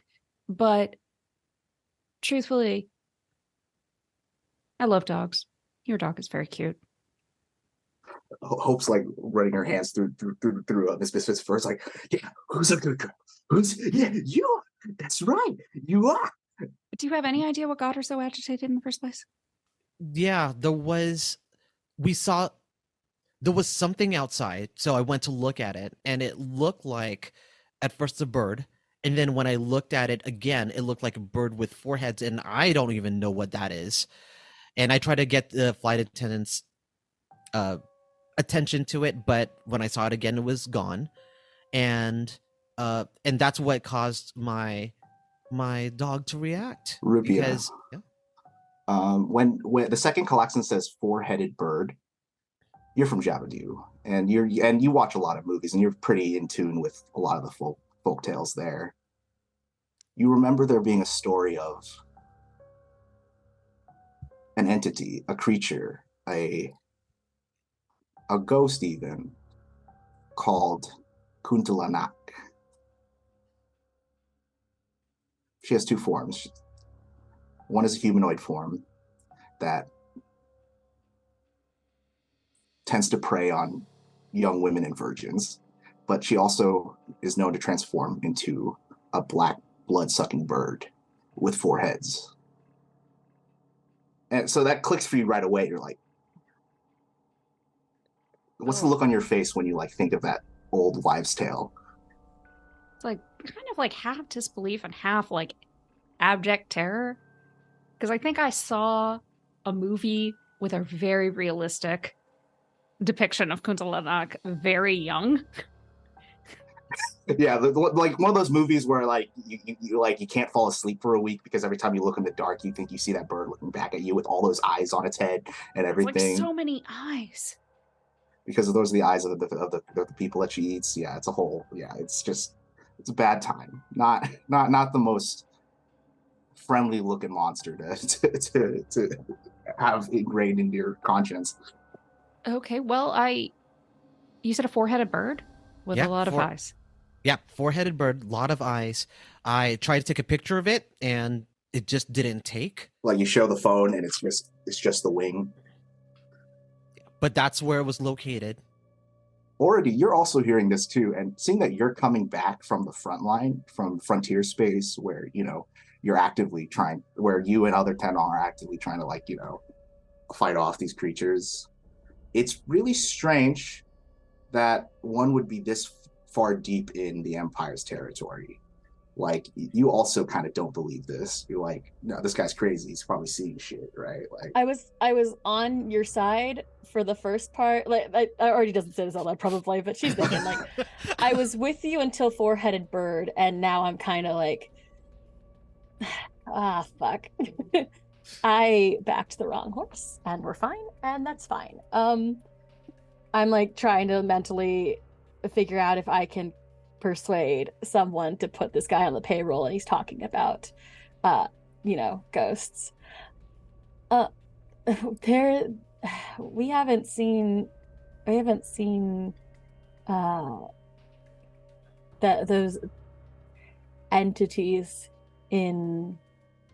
we haven't seen entities this far into the Empire in centuries, at least. This is Chao Phraya. Yeah. This is Chao Phraya. I admit, if it was just me, I could have just been stressed. But Miss Misfit reacted, and that's what caused me to look at things. And I look at where Miss Misfit is, and I see her playing with Hope. And Hope looks up when you guys are talking about it, and she's like still playing with Miss Misfit. And she looks up and she hears you guys conversation. Like, are you guys talking about Gunma? And then thunder and the flash of lightning across all the windows. And like Miss Misfit like jumps and runs under Roman's chair, and she's like shaking. And everyone's looking out the window, and they see this massive. And we cut to the outside of the ship, and there's this massive gray cloud front about to take the entire, just huge cumulonimbus clouds, gray and ominous, shadowing just the blue of the sky slowly going away as this bizarre weather pattern suddenly takes you all, and the tapping becomes the pitter patter of raindrops, and you hear an announcement from the cockpit. It's like, hey folks, we're coming into some unexpected weather phenomena here. Captain's going to turn on the fasten seatbelt sign. If you please sit tight, the descent is going to be a little bit bumpy. Thank you so much for understanding, and thank you again for flying Fast Starways. callax'an immediately runs over to where Miss Misfit is under Roman's chair. You get down on all fours, and you try to yeah. And she's backs away and thunder continues to go for in intervals of 10, 20 seconds. It's all right. It's all right. Looks at Roman. I am so sorry. She has just been quite a mess right now. It's okay. It's fine. Do what you needed to do. And then I'm gonna look over to Hope. Hope, listen. Once we're all clear, just make sure strap in. Make sure you're set. Gather the rest of your teammates. By the way, make sure they're all okay. By the way. Yeah. Let me go get everybody. And Hope like goes. Rupi'a, a flight attendant, like walks up by you and she says, "Captain wants you in the cockpit. There's something you need to look at." Okay. Well, And you follow after Hope. folks, as you get settled, good luck with that dog. And we'll be through this in no time, I'm sure. You walk down the aisle as everybody like fastens their seatbelts. Like some people put on like headphones or like they pull their hoodies over and just like look out the window very like could have and some people you hear people commenting these guys like I could have swore there wasn't rain on the forecast today. What's going on? You get to the cockpit, you open the door, and you see the two pilots. They're like staring ahead of them at like the visibility is very low. And you see the younger navigator Gum. He tells the other SWAT team member. She's like, "Hey guys, you gotta go back to your seats. We're gonna handle this, all right?" And they're like, "Okay, all right, thank you." And they all like slowly file back, and some of them like wave hi to you on the way in. And Rupi'a, and they like talk with Hope, and they return to their seats. And you close the cockpit door. Oh no, so the captain says, "Can you close that cockpit door?" And Rupi'a, you do that, and it's just the three of you up here, and Gum says like, "Do you see that directly?" Like he's like squinting out directly ahead of the ship, right? And with each flash of lightning, you see what looks to be like a square blip in the distance. It only appears when the lightning strikes, right? And then it's gone. The lightning strikes again, it gets closer. Lightning strikes again, it's closer. He's like, nothing. The captain looks like, angle the scanners, double front. And he's like, "I'm trying, Captain, but I'm not picking up anything." Have you seen anything like this before, Rupi'a? No, this is really strange. Somebody said they saw a Kuntalanak earlier? What the fuck is a Kuntalanak? Look. I mean, I turned to the elder captain. I'm like, I do know. I don't want to entertain the possibility. Like you can hear the superstition in his voice, like. And I understand, but there is something getting closer that you can't identify.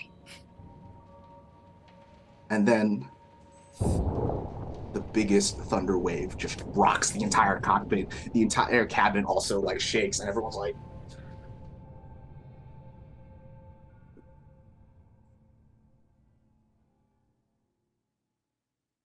and then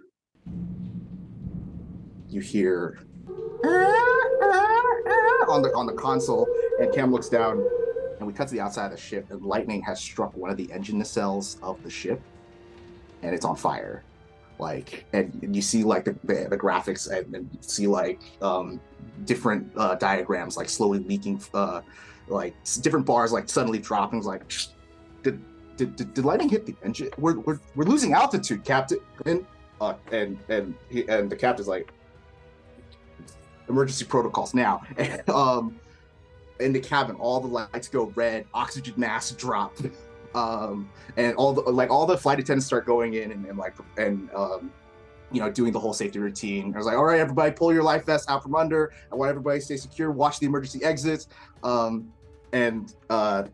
In the cockpit, like both of them have like their grips on tight.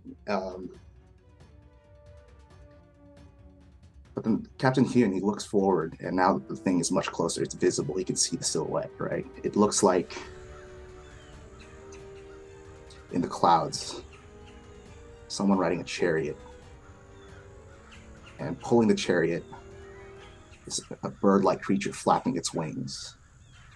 4 heads, multiple eyes, and a rider covered in a hood. Hyun sees it first. He makes eye contact with it. and his eyes start to bleed.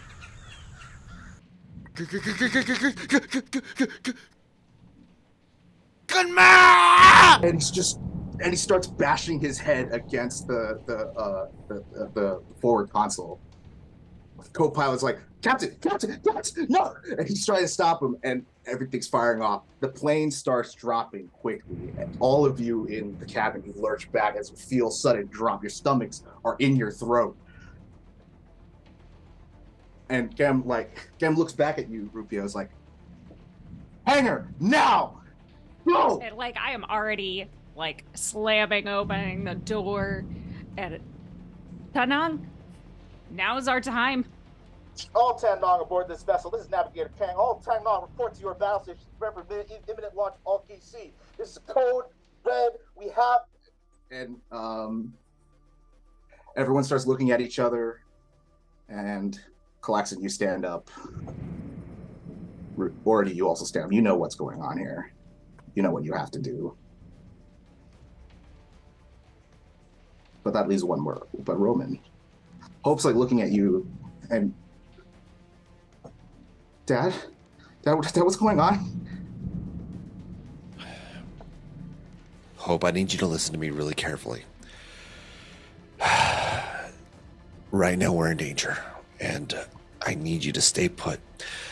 And I'm going to take Hope's face real quick and just cup the side of her face with my hand. Listen, love you lots, kid. Listen to whatever they're saying right now. Stay put. I'll be right back. I'll keep the girls safe. We'll stick together. That's my girl, all right? Be brave for them. I need you to be brave for me too, okay? But I gotta handle something, all right? And Roman breathes one deep sigh and stands up because he knows, all right, you've been called back.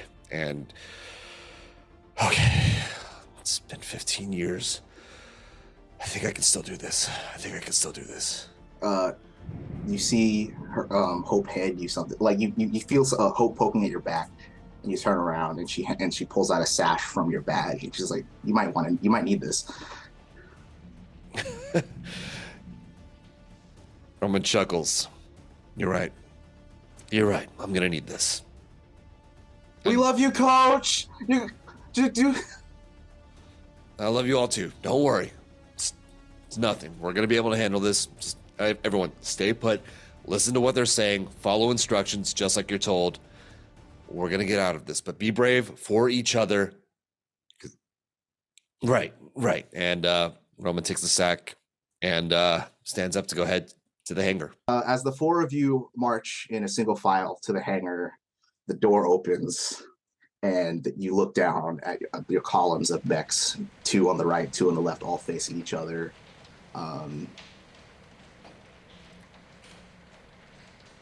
The hangar bay slowly opens, revealing the pit-like torrents of rain splashing on the inside, and you feel the cold air rushing at you.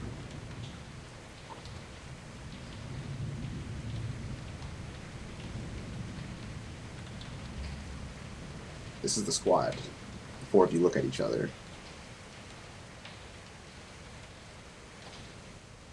Let's do your jobs, yeah.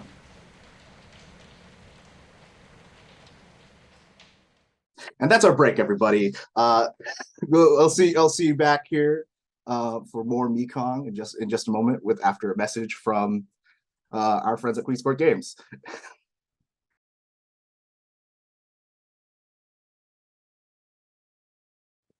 Welcome back to Mekong, everybody. Hello, pilots. You are at the precipice of something terrifying and awful, but the four of you are the only ones that stand in the way of these attacking Gunma creatures. So, with that being said, I believe we are getting into the mission proper. So before we start any mission in Beam Saber, it requires us to make an engagement roll. What that does is it's just a simple roll that takes into account the circumstances of what the players are getting themselves into. So, like, unlike other RPGs, Beam Saber, there's no sneaking up, there's no checking for traps. You just make one roll to determine how deep in the shit you are at the start of the mission. So depending on how that roll turns up, it'll determine whether you start in controlled circumstances, risky circumstances, or desperate circumstances. All three of those sound more intimidating than the other because the consequences get worse with each position that you are in. So we're going to make the engagement roll. Who wants to do the honors? And I'll tell you what your pool is. We'll determine the pool together, okay? Oh, that's Ryan. Ryan, you lost the... Sorry, Ryan. I can't have this on my conscience. Nope. Okay. That's what you get for checking your character sheet. Yep. It's like, let's see what we got. No. All right. So how the engagement roll starts. The pool starts at 1 die for plain old luck. So we're gonna ask a series of questions to help determine the pool. All right. Is the mission bold? Yeah, this is pretty bold. It's 4 of you. 2 of you haven't actually. 1 of you haven't fought a gunman in 15 years. The other one, callax'an, I don't think you fought a gunman ever. Like you've just been on the track. Not Nothing. at all. This is your first actual combat sortie against the gunman. Oh my god, we'll be gentle. So this is so I think all of us can agree this is a pretty bold mission, based on the team setup. So that's 2 die. Is the mission especially complex? You're fighting off a multi-headed kuntilanak, but there are also, the ship is heavily damaged and is careening towards the surface of Chao Phraya. So it seems like there's 2 objectives here. Land the plane safely and repel the gunman. I mean, it seems pretty straightforward. Well, protect the ship from itself. Protect the ship from the enemy. The other thing you got to think about, though, is the enemy's Chao also Phraya. trying to break into the insides of the ship and eat all of your delicious friends and family. So, but we don't know that. No, you do know that. I mean, The only thing Kind of we do figures, know. right? I mean, Protect the ship, fight the enemies. If hope dies, I'll walk into the sea. Got it. So protect the ship, land it safe. That's for Land sure. it safe. Like, so It's not fine. complex. Pretty straightforward sit rep here. Yeah. Is the squad receiving any external support? No, it's just the 4 of you. Unless somehow you can talk the co-navigator Gum into raiding the tower or somehow. I mean, But I think he's got a lot on his plate at the moment, so that might not be in the works for you. Who knows? We'll see how the situation goes. But right now, you don't have any support right now, so they'll die from there. Is anyone interfering with the mission other than target? It's bad weather conditions. You are fighting in like 40 miles per hour winds and really hard rain and thunder and lightning all over you. So I'd take a die away from that. So we're back down to 1 die pool. Does anybody contest that? First mission. I know. You still have 1 die pool. You still have 1 die in your pool. Other factors? No, that's it. You're rolling 1 dice. Ryan, would you do the honors? Okay, rolling 1d6. Here we go. This is fine. 4. I'm kind of 4. Yeah, that's You above are- average. Okay, so you're in risky. You're in a risky position right now. It's not desperate just yet. Ority and Rupi'a, you're pretty seasoned pilots thus far. It seems like you guys know what to do. We cut to the hangar bay with the 4 of you once again staring at your mechs, and it's kind of a hurried suit up process. Like all of you are quickly donning your pilot suits and you pull the helmets off of the racks and everything. Like you zip up the plug suits. All like Rupi'a, you in an Imperial cockpit, so you have to wear a much more tight fitting plug suit. So it's loose and you like click it and it like tightens around your form. Pilots, to your cockpits, please. Describe to us in the audience your beautiful GC, your wonderful, incredible, fantastic machines. All right, I'll go first since All right. I had to roll the encounter die. So, So my Kisi, Sparky, is a beautifully red, very humanoid. Looks like someone who would be sprinting itself, but just happens to look like a robot. So it's very long and lean and literally built for speed.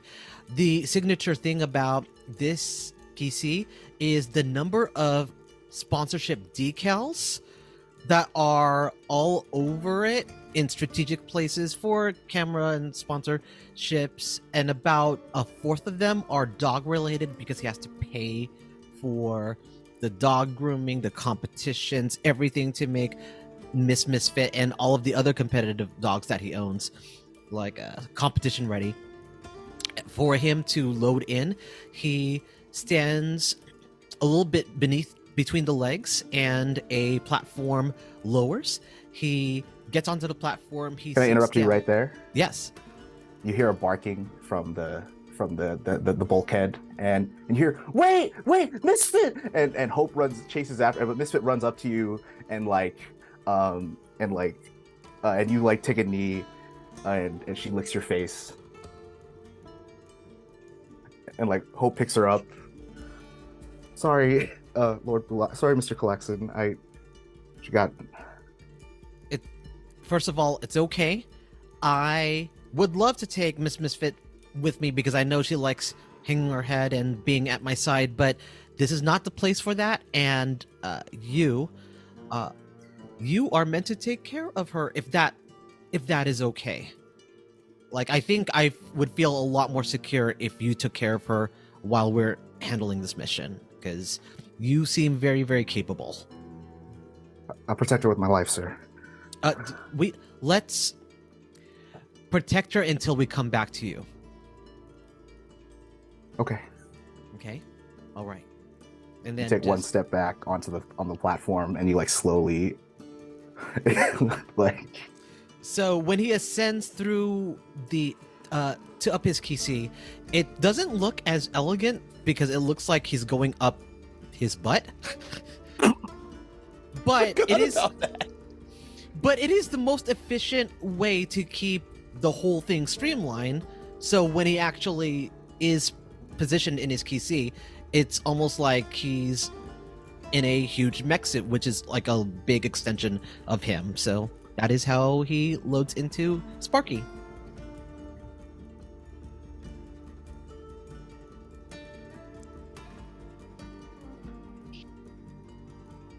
Eyes start glowing as you activate Sparky. Is she a push to start, or she got keys? What's the deal, callax'an? Like, fingerprint right there. Yep, fingerprint. Well, welcome, Mr. Bulaklak. And then like the AI gives you a little greeting. The AI looks like a dog. It's just a little Dalmatian head, just like. Yep. Yeah. Shall we activate combat subroutines, Mr. Blacklock? Yes, activate them, please. Weapons hot. All systems green. Mm-hmm. Check. Performing diagnostic checks. Camera pans over. Who's next? Already gets into the hangar, and her mech is called the kra-su, and it is this big hulking medium-sized hulking humanoid shape, but when it's in its like dormant mode, it sits like a gargoyle, so like kind of knees hunched up, and has big solar wings wrapped around her. I guess they're not so much solar wings right now because we're gonna do some flight. But in this position, she looks kind of like she's cocooned in like a gold shroud, and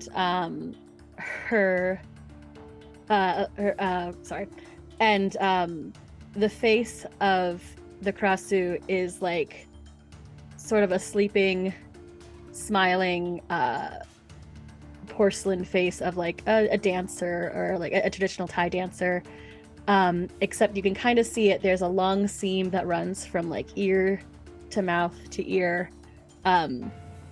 implying that maybe that's articulated. She's crowned with the big gold crown kind of flashy. Like the big Makuta crown. With the a big point. Makuta crown. Yeah. And like her, as she starts to boot up kind of remotely to get her started. Yeah. Like you tap some like buttons on your wrist, and you see her like slowly start to like. Yeah, she kind of shifts. There's something a little more creature-like about her than like say Sparky, which is clearly a mech, or the Archangel, who's also clearly a mecha.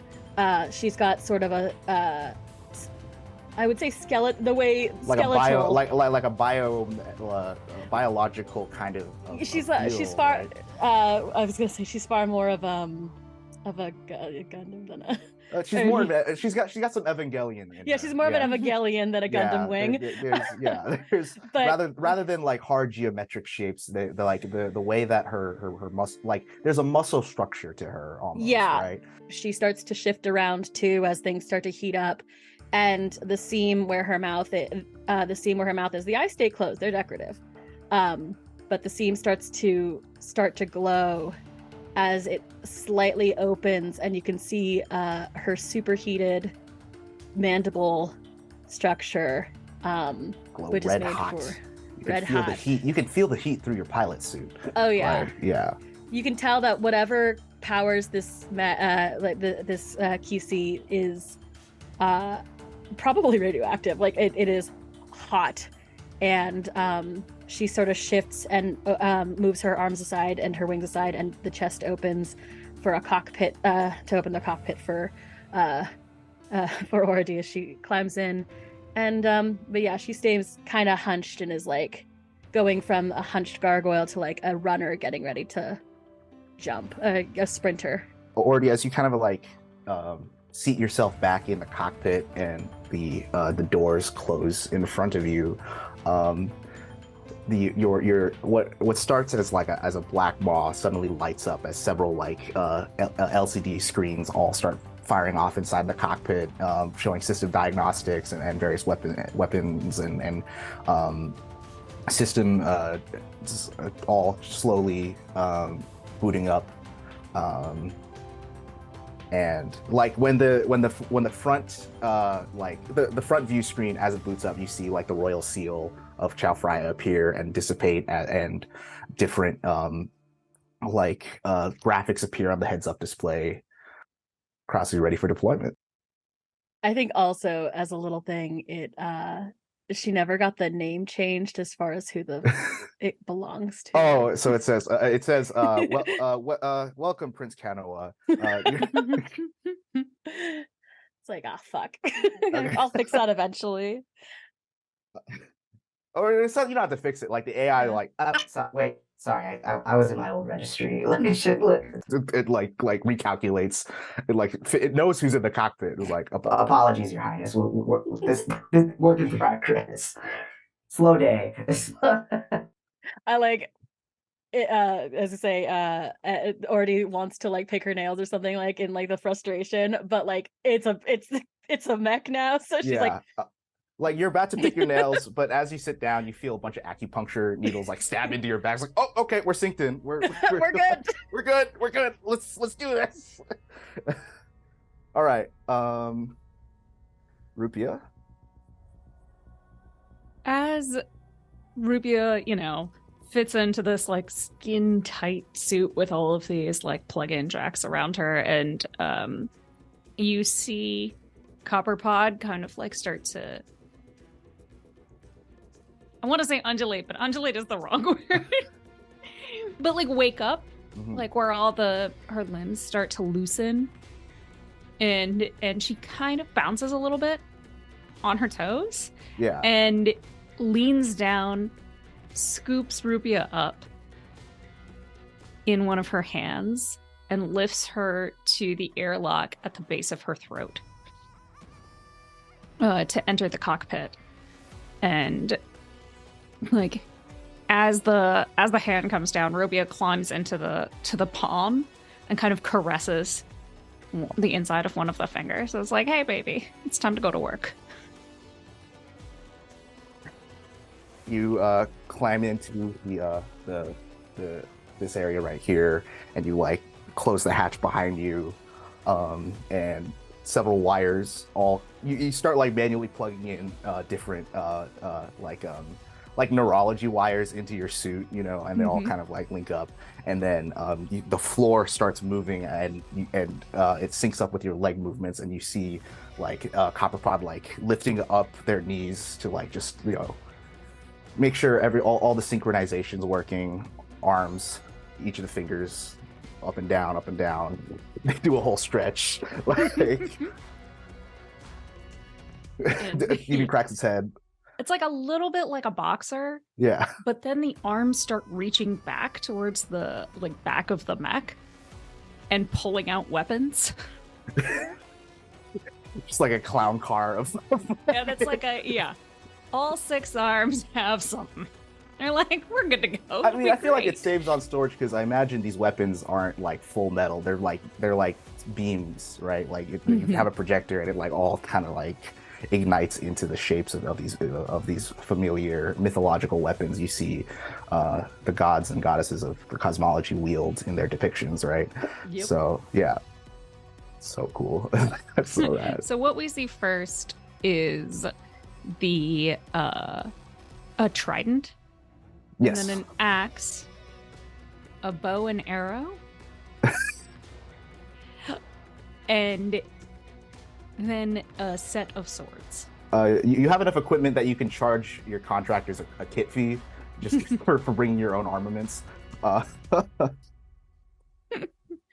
like, you know, I gotta pad out that fee somehow because Yeah, otherwise I would never be able to live. There's a clause in your contract for this for the amount of guns and swords you're bringing to this fight. Like you even radio comes like, I hope there's hazard pay for this. And finally, Roman, as you approach Archangel for the first time in a very long time, Hope stands next to you and also looks up, and you see Archangel. You know, it's a Concord. It's you know, in sync with you, so it like takes a knee and like lends a hand out to let you get into the cockpit, right? Right. And you like Hope looks up at the head of the machine, and look, Dad, and you see there's like a little. I don't know if it's like a drop of oil coming down from like the photoreceptor. Like it's like she's like, Archangel's really happy that one last ride, right? You're really like, observant. Look, Yeah. look, she's crying. I know. And right as we stand right next to the Archangel, I'm gonna pat the hand that's there waiting to take me up. Yeah, I ain't gonna lie. I missed you too, kid. I missed you too. And then I'm gonna look at Hope, and I wasn't gonna give this to you yet, but out from around his neck, he's gonna take the necklace, which only has the feather on it. Mm-hmm. I'm gonna place the necklace around Hope's neck. You weren't supposed to have this yet, but now's as good a time as any. And ironically enough, the photo of Hope is not there. The little locket that had the photo is not in there. I'll spin that in a second. Hope, Dad, be brave for everyone and protect, especially that little one in your arms right there. She's still holding the dog, right? Yeah. Your job's to protect everyone. All right. I'll see you when we get back. Okay. she like puts the dog down, gives you the tightest hug you've ever had. Like just like head pressed against your chest, like. I love you too, kid. I love you too. And listen, all right, Dad's got to go to work. All right, Dad's got to go to work. And it's ironic because this is really one of the first times he's ever called himself Dad in front of her. Mm-hmm. So breaks the embrace, and he steps onto the hand of the Archangel as it lifts him up and brings him to the chest of Archangel, where the entry hatch is. And as he gets in and enters the hatch and takes a seat inside the cockpit, He's got the key to Archangel to activate all of its systems, and as a keychain charm on the key is the locket with Hope's photo in it. So he takes a look at the key, closes his eyes as he's in the cockpit. Talk to me, Francis. Am I doing the right thing? You swear you could hear an echo somewhere in the Archangel's mass of carbon and steel. Francis's voice, just somewhere, just like.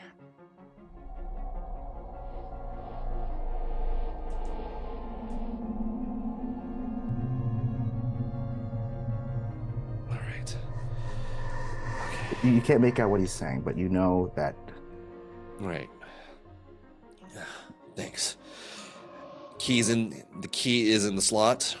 Key, lack of a better term, and immediately the systems all fire up as if nothing has changed, as if Archangel seemed to be waiting for this moment. So while there's not enough time to go through all the full, we'll find out on the battlefield. Yeah, it's like, but you like lean back and put your hands on the controls. The hand feels good. Yep. Everything's moving. Yeah. We're running out of time. We're running out of time. So we gotta drop now.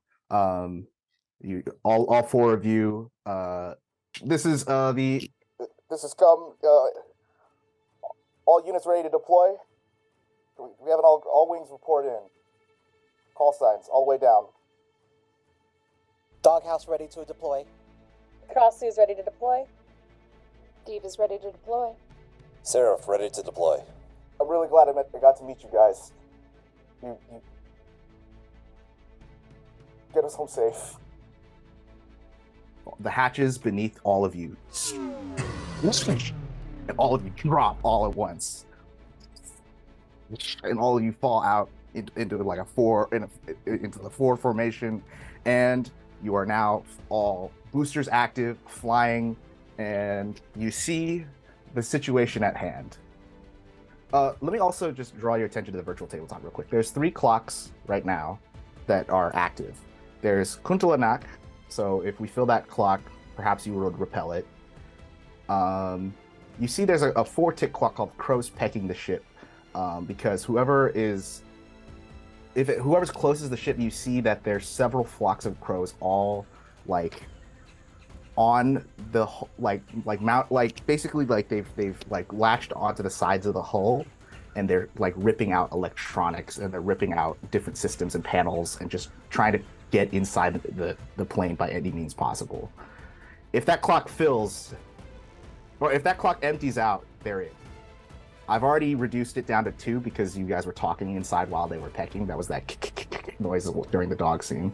So, and then I will explain what those 2 clocks at the top are if something happens.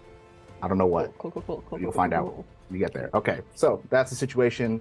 But yeah, safe landing. It's a 12-tick clock. If you fill that clock, the plane lands safely. But that's a lot of points you have to fill. So any tactics you can to like stabilize the plane's flight trajectory, or like get it onto a safe course. Because right now, Gum gets on the radio and he says, I've tried shunting the power, but nothing's working. They tore off the flaps and my central control unit just shot. The landing gear isn't deploying here. I can't slow her down. So not only is this plane careening, but it's going to crash, and it's going to be very violent if somebody doesn't interfere. Rupi'a said that you have the highest in you have a high scan. I think getting us in the direction. callax'an or Roman, if either of you have crowd control, I don't. I am made for one thing and one thing only, and that is killing Goma. That makes 2 of us. Roman's goal is, his first and foremost priority is protecting Hope, and protecting Hope means protecting the ship. So immediately Roman is going to try to scour the ship and find the closest crow that's on the ship and just start trying to clean off the ship from crows. Okay. What skill check would you like to use to do that? Like, and tell me how you want to do it. would I be able to just do I need? Are they visible right now? They are visible. It's Okay. very poor visibility, and there's a lot of rain and wind in your way. So if you try to like maneuver at it, Archangel's wings will help you a little bit, but it could also hamper you just because of how strong the wind conditions are. Well, I think what I want to do is I want to at least go along the hull of the ship. I'm not using the machine gun. I'm taking my melee weapon, which would be a giant sword of sorts, because fitting. Maybe would it be a beam saber? It can be a beam saber. It's really up to you. I will make it a beam saber then, because the Yes. flow of it. But yes, I'm going to I'm going to go and go along the hull and try to clear as many crows as possible using the beam saber. Can I do that using battle? Yeah, you can do that using battle. Or if battle works. Okay, I have two marks in battle, so That's that is 2d6. 2d6. But but before you roll, let me just Okay. tell you where. So you're in a risky position right now. Okay. So the consequences, not super as severe as they were inside the ship. Okay. But if you fail, I will make you roll again with desperate consequences. Roger that. Okay. Okay. F it, we're gonna roll. Let's go. Let's close this off. Rolling 2d6. That's a 6. Yes. That's a 6. Yes. Okay. Cool. So, like so Archangel like jumps up in a really magnificent flap of its wings and like superhero lands on the top of the ship. And you pull your beam saber out from its holster. You start waving around like a torch to get these crows off, right? And they do start like backing up a little bit. Like they seize like pecking at. There's two flocks of crows, as you can see on the tabletop. So I'm gonna move you right here, and you're dealing with that first flock right there, and you're like, Okay. You're waving them off, and they start backing up, and they're trying to like look you up and down, size you up, assess your threat. Because you haven't hit any of them yet, but you've done enough for them to get them to stop pecking on the top side. Right. Do you want to keep doing actions? Do you want to burn stress to keep doing actions, or do you want to hand it off to someone else? I'm gonna hand it off to someone else. Right now is not the time for him to be stressed. Okay, yeah. Right now you have control of the situation. It's best you keep it as best as you can. So, all right. Anybody else want to chip in? So I'm gonna scan the area and try to find the rider. Yeah. Especially since I know that Oridi will, knows how to deal with it. knows how to deal with it. More that I'm not suited to much else right now. Okay, go ahead. Roll a scan check. It's a risky position still. So same thing as I said to Roman earlier. If you fail this one, I reserve the right to bump it up to desperate. Makes sense. But my question is, can I activate my aggressive targeters? You may. You want to burn that quirk, and you can add a die to that scan pool. Great. There we go. I like to imagine like the aggressive targeters, it like fires off a bunch of little nanites to like help like triangulate the scan much better. It's like so. What happens dust. is you see like those wide, like kind of almost bulging eyes start to glow with this golden, like hot light. Yeah. But like the heat of the sun. And that light, like, and out of that, you've got like this rolling cloud of nanites that comes out. Because I'm never gonna say no to nanites. Yes, it looks like, but it looks like golden sparks of dust, all kind of scattered around, and it shines through like the poor visibility of the rainstorm. Are you kidding me? What's up? What's wrong? Oh, that's all snake eyes. Oh, It works in the opposite. Okay, so It actually like reflects back, like when you turn on your high beams in the fog. You are swarmed by crows. All of the ones on the bottom of the ship, like the second you fire off your little gold, they're all of them just You know, I remember when I said don't fuck with Hitchcock. You're getting Hitchcock the shit right now, as hundreds and hundreds of multi-eyed crows all just swarm and they land and they just start, and you hear like that. It's just like they said in the movie, in the fairy tales, because everywhere Kuntanalak goes, is you hear that. But it's all in your ears, it's all in your cockpit, and like you see all your visuals entirely engulfed in black feathers, and you're going to take a rank 2 damage to your mech. We're gonna say torn to shreds. Like your outer armor is gonna get torn to shreds unless you want to resist this somehow. I would like to resist. Okay, go ahead. So this is going to be a expertise resist. You have 2 ranks in expertise, so you're going to roll 2 die. Whatever you roll, I'll tell you what happens. So go ahead and roll 2d6. These Okay. are both 6s. Whoa. Those are both 6s. What? What? Your luck Perfect is timing, one way right? or the other. Roll 20, please. Roll 20. Okay, so you don't take any stress from resisting. We can bump that down to level 1 to tore off outer chassis plates. Yeah. So your innards are still exposed, but like not as much as they would for rank 2 damage. Yeah. So you just say like outer carapace or armor shredded. So so how damage works, guys, for those of you watching at home in Beam Saber, rather than tracking HP, it's all narrative based. And so let's say next time rupi'a gets attacked and she has rank 1 outer chassis plate shredded, I'm going to say that's less effect for her for any rolls that involve resisting an attacker. That's when just she has more exposed parts. And if more damage is done to that part, we can bump that up to 2, we can bump it up to 3, and then rank 4 damage is your mech is destroyed entirely. Or it's incapacitated and it takes a breakdown trait, which will affect future encounters. So now you know. Great, rupi'a. So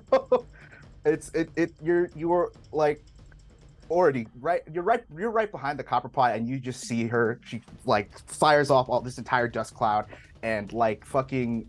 But it's like those birds responded like she threw out a cloud of breadcrumbs, and now it's just getting.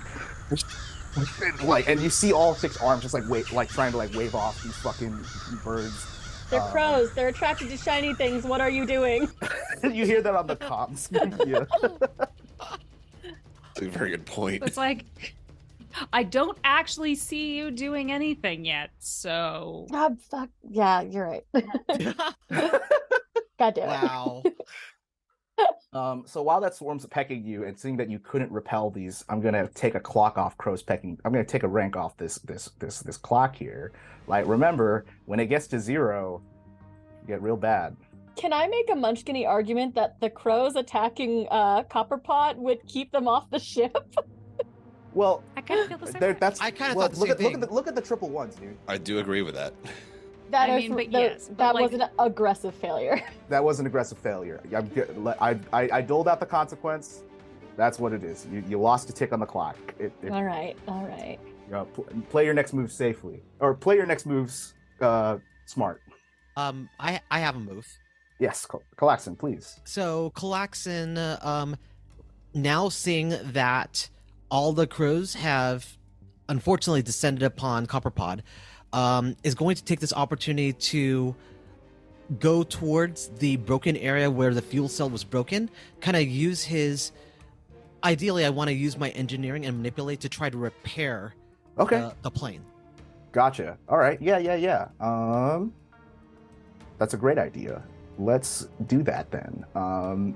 So go ahead and make an engineer check, like as you so you get Sparky over to the damaged nacelle, and you like hang yourself off the side, hang Sparky out like just hanging on one of the handles on the side of the ship, and you see like the plume, and you're being like pummeled by like plumes of smoke, but you need to get to that damaged part together. So it is going to be a bit difficult because this engine, it's like it's spraying fumes and it's spraying like different oil and fluids out at you. So you'd be doing surgery on an engine more or less that's bleeding out. Can I take more stress in order to gain another die? Collateral die? Yep. Sure. Yeah. What's the collateral? What do you want to put up as collateral for this die? So what are examples that I could use as collateral? Because I'm not quite sure yet. You could. I can add another consequence on top of your failures. I could decrease the effect possibly if you roll below like a 5. That sort of thing. Just like it can be as specific or as broad as you want, as long as something is put on the line for it, right? So for me, but there's another thing, right? You also have a thing called spark. Everybody has a spark point that's a free like a 1d6. You don't get it back till the next session. So but everyone has. It's like inspiration in 5e. I think in this case, because I am performing surgery, but fixing this plane is going to help the pilots and everyone else calm down. There's added pressure for callax'an to do well, and right now he's the only surgeon who can make this work. Yeah, so you've repaired plenty of like racing engines, so this shouldn't be too much of a big difference, right? Okay. All right. So I'm gonna. So is this a 1d6 or a 2d6? You can have a 2d6. Great. I'm going to roll. It's going to be a risky position. If you fail, I'll upload. You can roll again on desperate. Okay. Just rolling 2d6 now. That's a 6. 6. Okay. All right. Wow. So another 6 and a 1. It's 6 and a 1. What's going on with roll 20? Roll oh my 20 goodness! They just we want drama. they're trying to add to the drama of Mekong. So there we go. God is good. Okay, so because this is a pilot skill check, you have to get out of the cockpit to do it, unless you have like little human-sized manipulators as gear on your mech. Is that on your sheet? Yes, I do have a rank of manipulate on. Not manipulate. I'm talking about like you know how there's big arms for fighting, right? Some mechs also have little arms for interacting with like human-sized things like engines and that sort of and consoles and that sort of thing. Oh, I see. So you can declare that, and for stress, and I will declare that for stress. Okay, so go ahead and move one of your equipment points to manipulate. Go ahead, put it to grapple anchor tool. We'll just move that there, and yeah, you can declare up to 3 things because you have a light load. Okay, great. So grapple anchor. It should be in tools. Under tools. I'm taking a look. Oh, there we go. Yeah. Copy that. Cool. So you can and then just take the point off away from one of the other gears that you have. But yeah, at any point. So the cool thing about Beam Saber for those of you watching at home is that you don't have to pick any of your mech's equipment or pilot gear ahead of time. You can declare things as they go, or you can declare a flashback to say why you have this thing or why you prepared for this thing. So that's what Ryan's doing right now. He's declaring. I've installed manipulators onto my mech so I can interface with this engine without having to get out. You gotta have someone listen, Sparky has a way to shake hands with his adoring public. Well, yeah, exactly. You got big hands and little hands. Yeah. Yep. So using the little hands to fix the plane and the fuel cell. Okay, cool. So you get into, you reach out Sparky's hands like you put your lance back, and you see little hands pop out from the human-sized hands pop out from the wrists that correspond, and you start basically weaving different wires and different cablings, and basically jerry rigging this engine so it stops getting blown to shreds in the rain. But you look in, it's wow, this is really waterlogged, and so now it gets to the point where you start hand scooping rainwater out of the engine compartment. Oh, damn. And you hear the pilot on the radio was doghouse. This is 1138. Come in, doghouse. Doghouse here. How's it looking back there? It is very waterlogged right now because of our current situation, but I'm jerry-rigging this into effect. You should feel the effects soon. I'm going to activate the engine now. Can I fire? Go fire. Fire now. And you see this massive glow begin to come out from the back of this engine. At first it sputters, I got control. We're getting altitude again. And it begins to like. And let's say, since that's a 6, I'll give you 4 points on the safe landing clock. Yes. Dubs. Oh, thank God. Dubs. It's like, okay, what can we do? I was like, oh no, we're just gonna die the first step. All right. Is that everybody? Did everybody go this round? Are we back at the top? I think I actually held. I haven't done it. Okay. If you want to do something, or do you? Because I was waiting for Rupi'a to give us a scan, and then. And then that happened. And then she got tippy headruned. She got tippy headruned. Wow. Do I feel the ship righting itself? Like, is that something I still need to get? Yeah, like you see like the downward trajectory like even out. Like it's still struggling against the wind resistance and like all the pummeling of the rain, but you do see in your opticals like the other engines firing. It's like it's he can't steer yet, but he can maintain a better speed now. Okay. Doghouse, talk to me. Is everything okay? Everything sounds okay? You don't need help? We could always use help making sure that this plane doesn't continue to get attacked, because I just got them back online. They're maintaining their speed right now, but I'm also going to double check to see if there's anything else that needs to be fixed. But that means that we need to keep this liner just not attacked anymore. Sounds good. I have bad idea. Cool. I'm gonna do a stupid thing because that's how I play games. We love stupid ideas. Well, if we can't find it, let it find us. And the kra-su's been sort of like coasting next to the plane, and she's going to push off of it, kind of use it to push off. Yeah. And can I use my finicky wings quirk to kind of do a kind of coasting arc to try to like catch everything's eye and just draw some aggro? Yeah. Go ahead and make a. See, what check would you feel would be appropriate for that already? Is that a maneuver? Is that a manipulate? Is that a? Let me look at what I can do and see if I can. I'm looking at you got a point and manipulate. You got a point and maneuver. So either or could I'll go. take a maneuver because that's more of a flight thing. Yeah. Yeah. Risky position. Has already ever fought in rainy conditions in flight?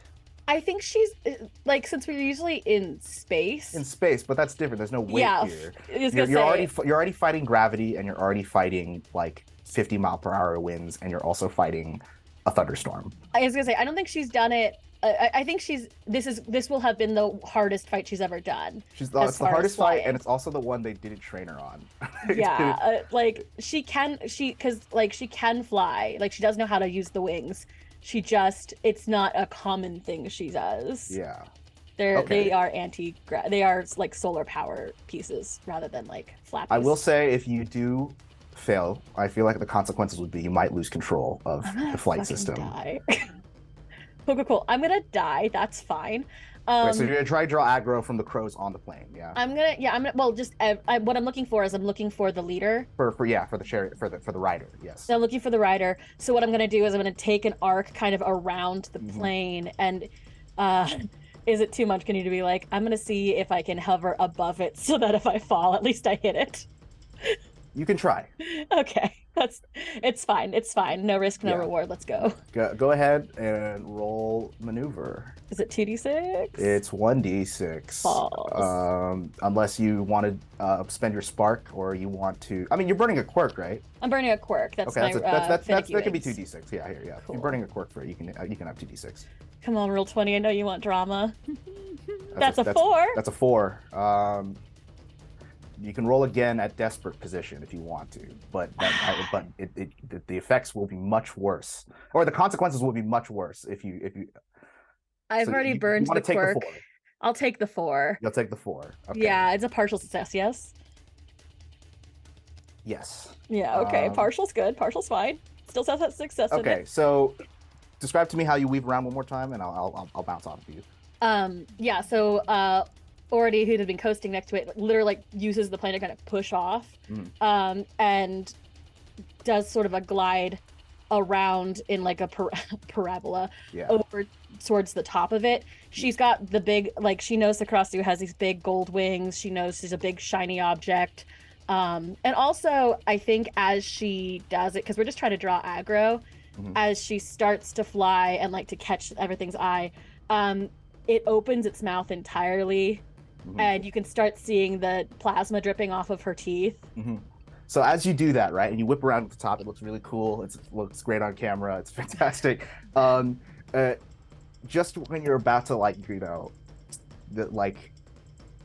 have this kind of like hero moment, right? You do find what you're looking for. Oh, great. Hold on. Let me just move her to the token layer real quick here. She's right in front of you. Hey, buddy. And she's charging it, and basically she jousts you, more or less. Like you see this big ass lance like come out from the side and impales the kra-su into the guts. Cool. That's fine. That's fine. Very cool. So go ahead, burn your quirk for that. I'll just take away you can either burn the quirk to resist that, or I can give you damage. What do you want to do? I'm gonna burn that quirk. I'm just gonna go through all my quirks. Yeah. Let's go. So I'm gonna burn my guts quirk, my flexible structure, as I guess that we'd call it. Yes. But is it too many moves if I can not respond, but at least burn it in the way that you burn it, and then you take. So it was gonna be level 2 damage. I can bring it down to level 1. Cool. Yeah.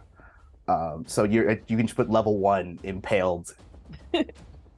By a charioteer's lance, right? Cool. You see that a much larger crow, the multi-headed Kuntilanak, is pulling this chariot. It now only has 2 heads. It looks like the other 2 heads dispersed into the flocks that are attacking the plane, right? So after you're impaled, one of its heads dematerializes into another flock, and goes straight for one of the emergency exits on the plane and rips it off. Cabin pressure goes off. The clock goes to 0.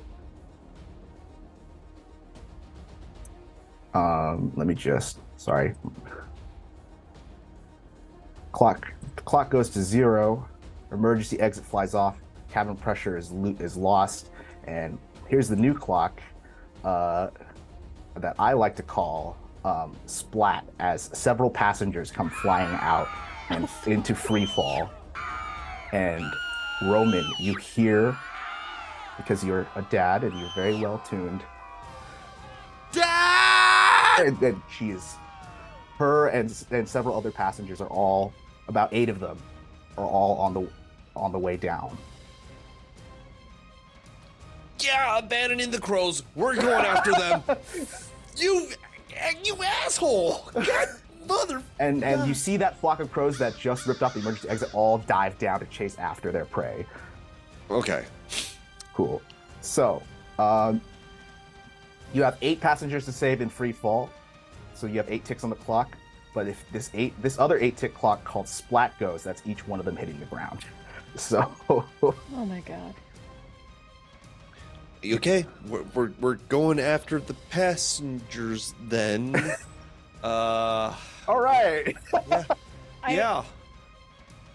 I was gonna say, I think it may be safest at this moment to abandon the ship, get the ship somewhere where it's gonna land and not hurt people, and get as many people off the ship as we can. Okay. Hey, that is my rupi'a, thought. before we make your next step, your scanners did work. It got a layout of the ground that's beneath you guys as you've been moving along. You're gonna hate this news, but it's on a collision course for Fafeng for the city. It's gonna crash in the city if you guys do not fill that 12 tick clock. So either you get this plane, you gotta get this plane off that course, or else there's going to be a lot of damage below when this plane makes ground. Okay.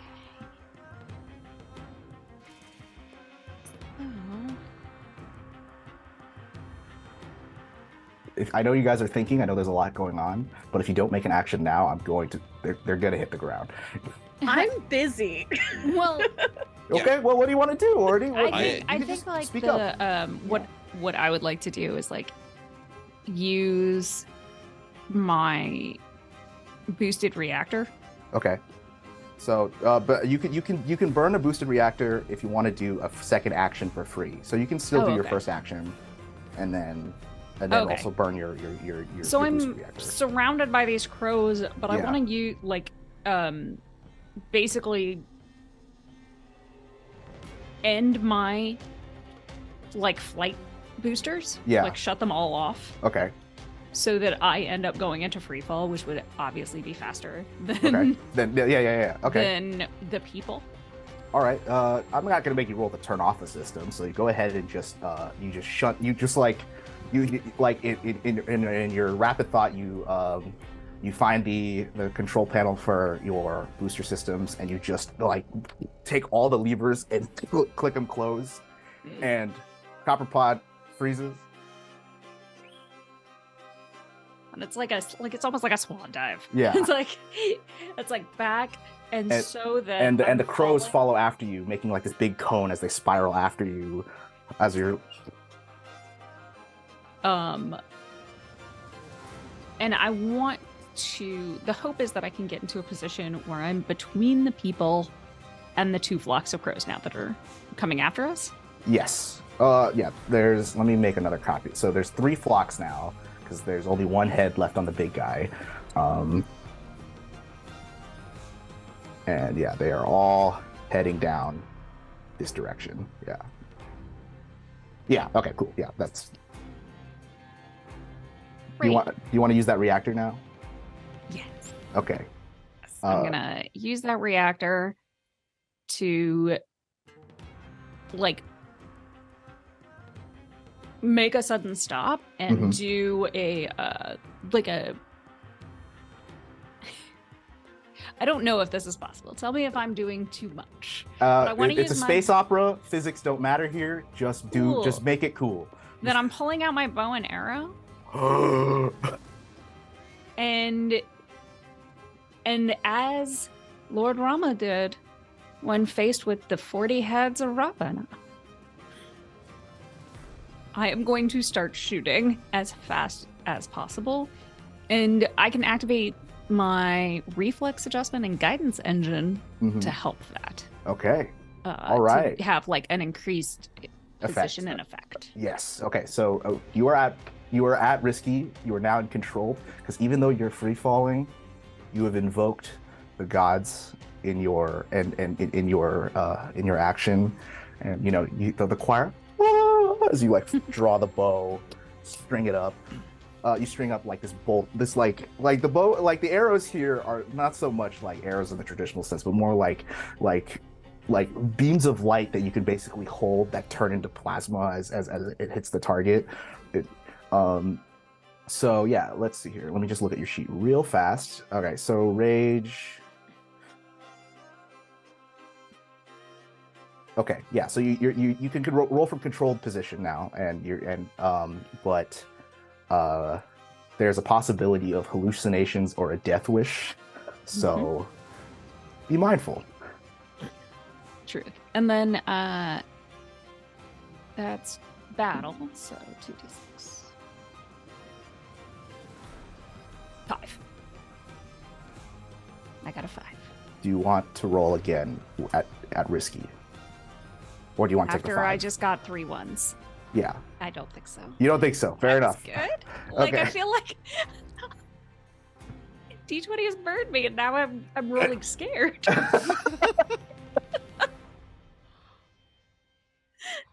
With a 5, you roll 20 on D20. yeah, with a 5, yeah, you fire off like on the way down, and these arrows explode in fiery red bolts of plasma as they scatter several of these crows, and you see like rains of feathers like start to like come down on you as you're falling, and you're just shooting up at these murders of crows. So let's say that's 1 point on the quintalan of the damage to quintalanac clock here, and then however it's a 5, so I still get to dole out a wee bit of consequence here. just a little bittle. But it's not as bad as, because you were in a controlled position. You rupi'a, like in the true Tenlong fashion, you kept your cool and you did your shit. So with that being said, the consequence is you see, like, after you fire off, like, basically until your quiver overheats, more or less, right? Like Copperpot's head turns and you see Hope and the others in free fall, like right next to you, and they're like reaching out to you, trying to like grab onto one of your 6 hands, right? But they're struggling and they're scared.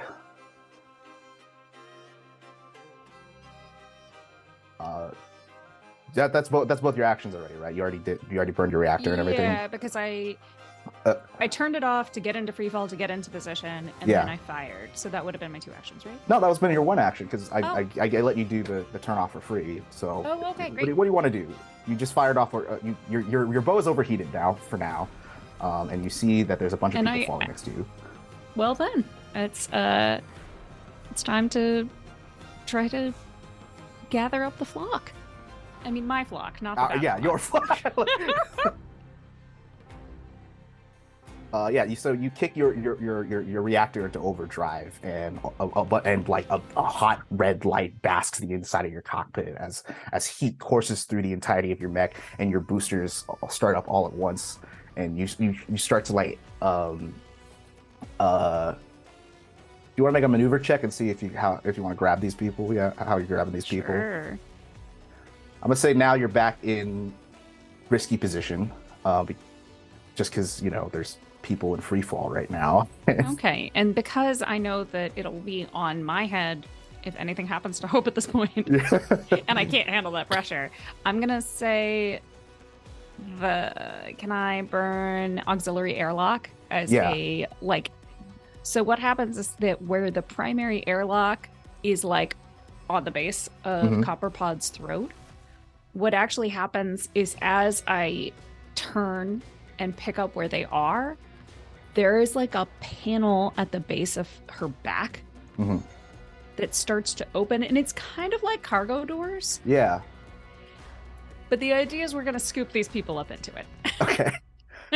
Yeah. All right. Fuck yeah. All right. Go ahead and add that die to your pool, and then let's see how it goes, because it could go either way. I mean, obviously, it could go very... 2 6s. Yes. Roll 20, what are you doing to me? Roll 20 also loves Hope as well. I guess yeah, Roll 20 also loves Hope. Both metaphorically and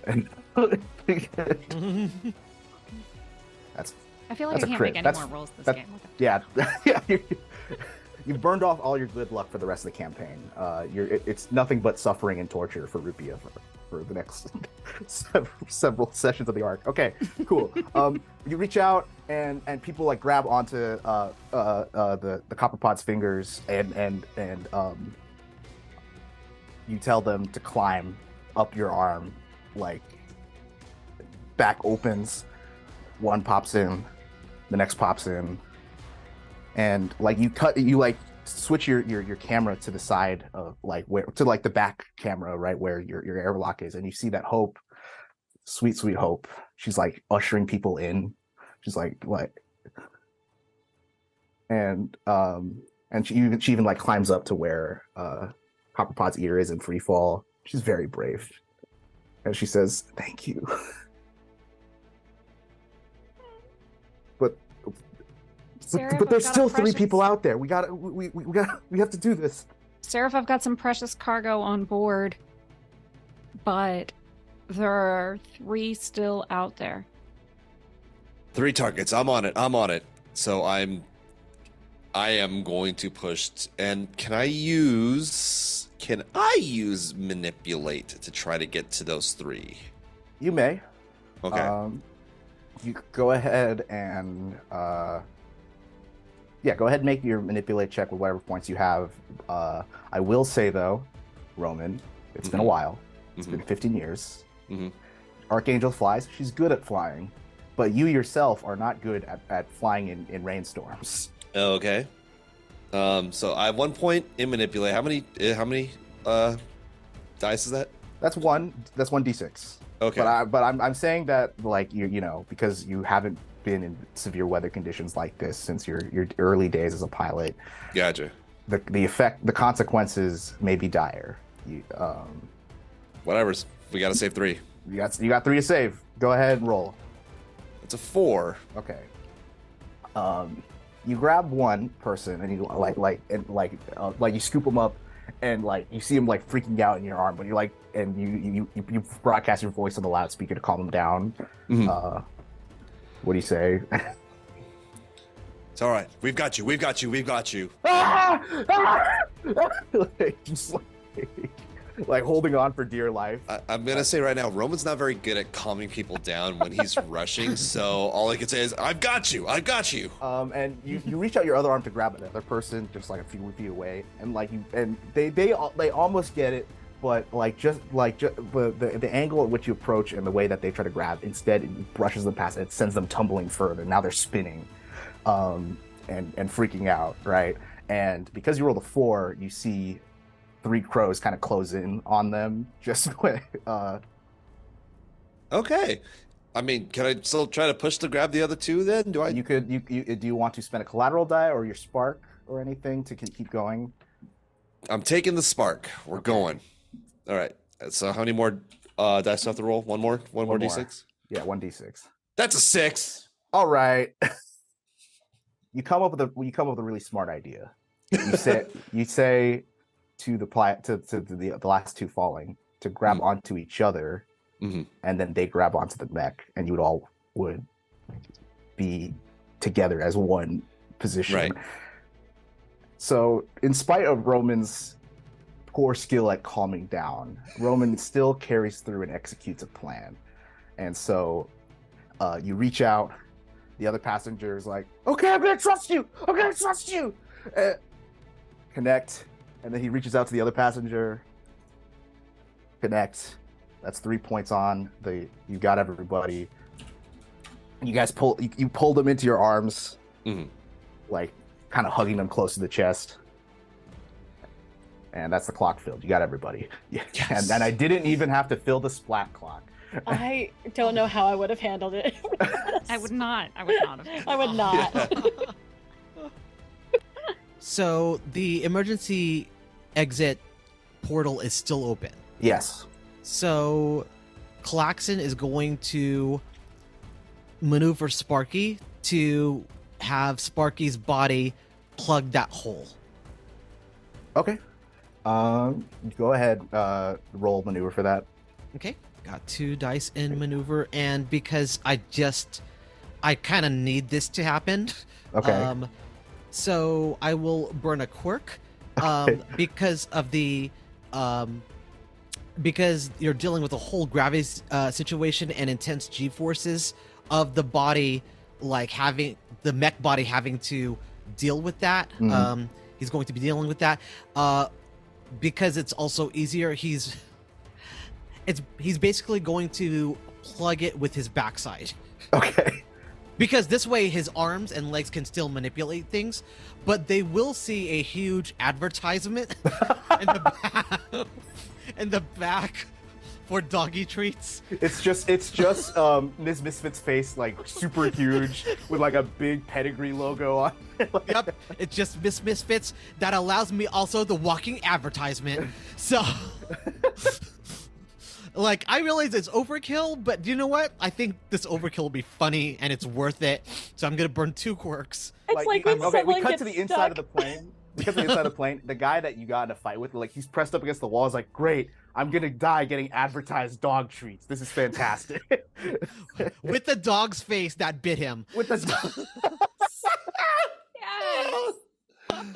so I can't save me, no man. What are we doing? So I'm rolling a 4d6 because I want this to work. Okay. Here we go. Oh my god, please work. It's so good. One success. You get one. Oh my god. Roll 20. Roll 20. Why? He loves drama. Roll 20 loves the drama. Oh my god. I just am imagining Sparky like in like cartoons when someone gets stuck to a chair. It's just like, Yeah. So Sparky looks like this. Oh no, it's so oh no, it's What is happening? Oh, I love you guys. And the fact that the advertisement is Miss Misfit's face on your butt. Yeah. it's like a cutie mark. Oh my god. Talk about backing that ass up. Sparky's just backing it up. Speaking of backing that ass up, already your kra-su's back is against the chassis of the ship as this lance has impaled you and pinned you to and with this charioteer like. Oh. Yeah. Oh no, I know exactly what I'm gonna fucking do. Before you do anything though, you see that the charioteer has materialized fully, and you see her like kind of like humanoid form. She's tall. She's a tall, wiry, long-haired woman in like. I know on the BTT it's Black Rose, but her robes are like white and like ghostly ones, right? And her legs seem to fade into nothing, like and her arms are like gangly and long and a little bit bony, right? She like tilts her head while she's got her lance stabbed into you, and you hear her, and she's talking to you. Like you hear like it's like a telepathic kind of thing, right? Like and you see her mouth moving, but but it's not a sound of it. It's like it reverberates in your skull, right? It's like. I see. You're the void-touched princess.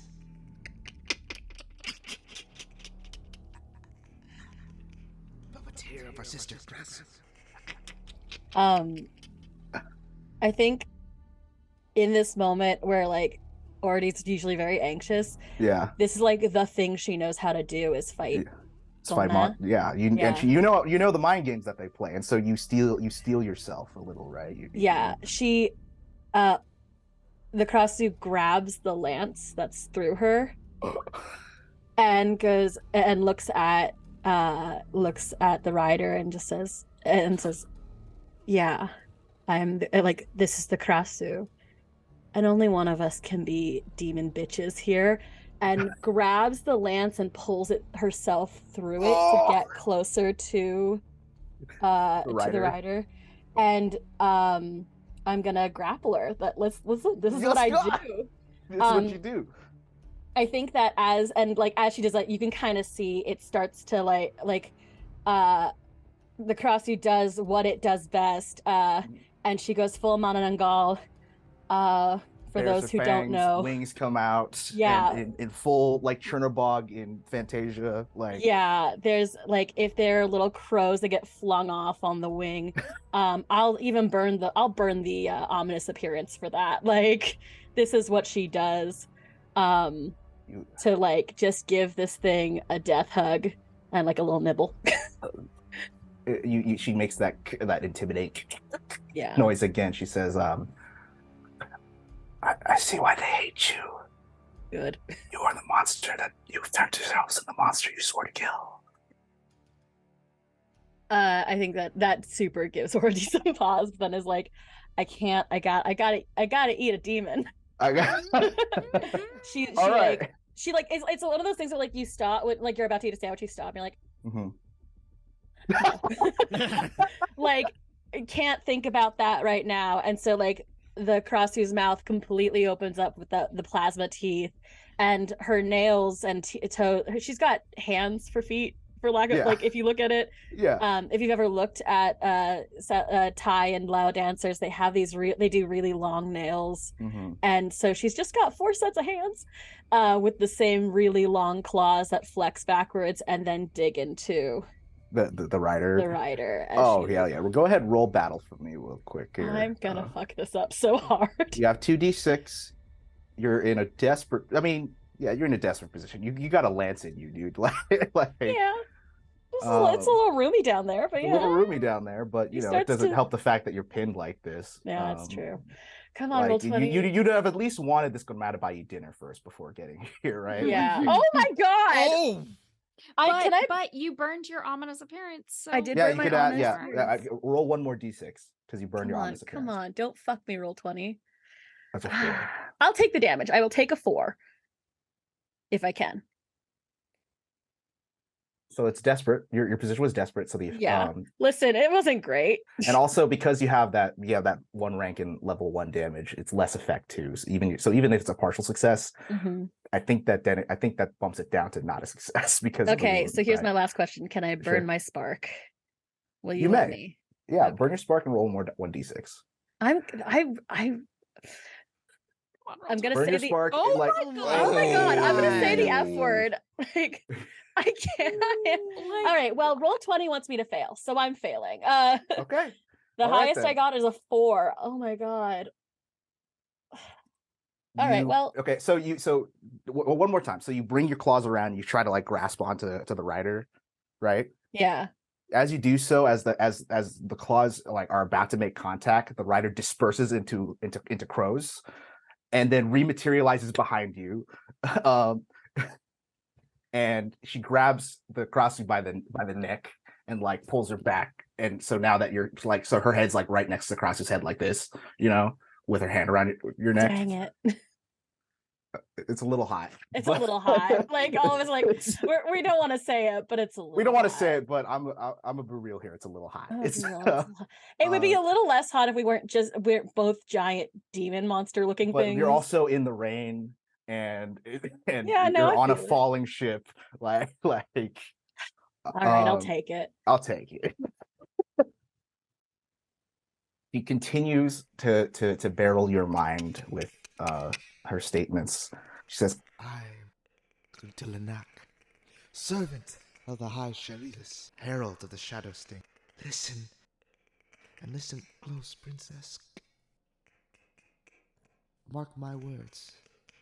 You and your people will soon be the audience of a great orchestra. Brought to you by the grace of the one and only Queen of all Sharila, Ba Captain. It is a symphony, composed and conducted by one of your own. And by the end of the final movement, she like gets really close to the audio receptors on the side across his head. your kingdom will be burnt to ash. And she kicks you off the ship and you're in free fall. So yeah, Kra-su, you are now tumbling in a spiral on your way to the ground. Let me die. No, never. God, do I get another move or have I burned through both of mine? I think I did. No, you only rolled the one roll. I mean, yeah, you technically only made the one roll. If you want to burn stress, and it would be Listen, I'm stressed. I'll go. I at least I need to right myself and like reorient. So go ahead and give yourself like, I'm gonna say you just dealt with a lot, right? And I'm just gonna circumvent the rules here. I'm just gonna like max out your stress bar. That's fine. Yeah, so go ahead and max out your stress bar. We're having you're gonna walk like day. or you're put like 1 point below the max of stress bar. If you take one more point of stress, you're gonna take a scar from this, and it's gonna affect you already for the rest of the game, more or less. Listen, this was a lot. We had a bad day. Yeah. This is a bad day. Great. You may now act again, but right now I just want to let you know you're probably panicking because you're free falling, and like even Copperpot and Archangel, like from your guys' cockpit, you like turn and you see like just struggling to like regain its orientation in the sky. Yeah. I think I'm just gonna take the chance to like reorient so I have control over my sense of gravity right now. Yeah. God, I don't want to roll anymore.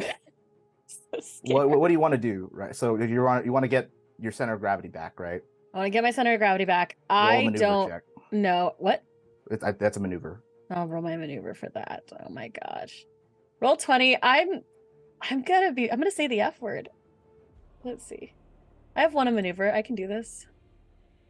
Like you hear like Hope, you can hear Hope screaming from the back of Copperpod.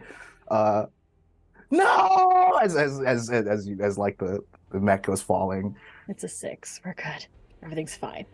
We're fine. You ever see the cover of Paradise Lost? It looks kind of like that, right? I'm- Like you see, like yeah. like already as you're looking up, as you like regain the center of gravity, you see like a little bit of sunlight break through and like shine onto you, and it's enough to kick your boosters into full overdrive, and you start and you kind of like you're back in it. You, the pilot, are extremely shaken, but the mech still works. The AI is like, "Are we okay?" Or he's like, "No." Your heart rates are really high, man. Are you all right? Yeah, I'm fine. Everything's fine. Let's not talk about it right now. I just gotta, and like the sunlight hits it, and her solar wings like catch it, so that there's like a little bit of a boost. And just, I got a lot to re-examine. The plane is still descending. It like, yeah, sure, it's like it's flying, but it's not enough propulsion to generate enough lift to get it stable again. And you hear Gum radio that over to all of you. The clouds break open, and you see the vista of Fafeng, the capital city of Chao Phraya, in the like coming in the near distance. And Ordy, it occurs to you it's in a collision course straight for Manjushri Sana Palace, aka the house. Consider, if there's no palace, am I still queen? Well, it's not. I mean, that's not how that works. I know. That's not. I mean, either way, that you still, yeah. There's this, streak of smoke still flying as this and like Gum's like, I can't get her under control. I can't maneuver. All right. I guess is everyone still with me?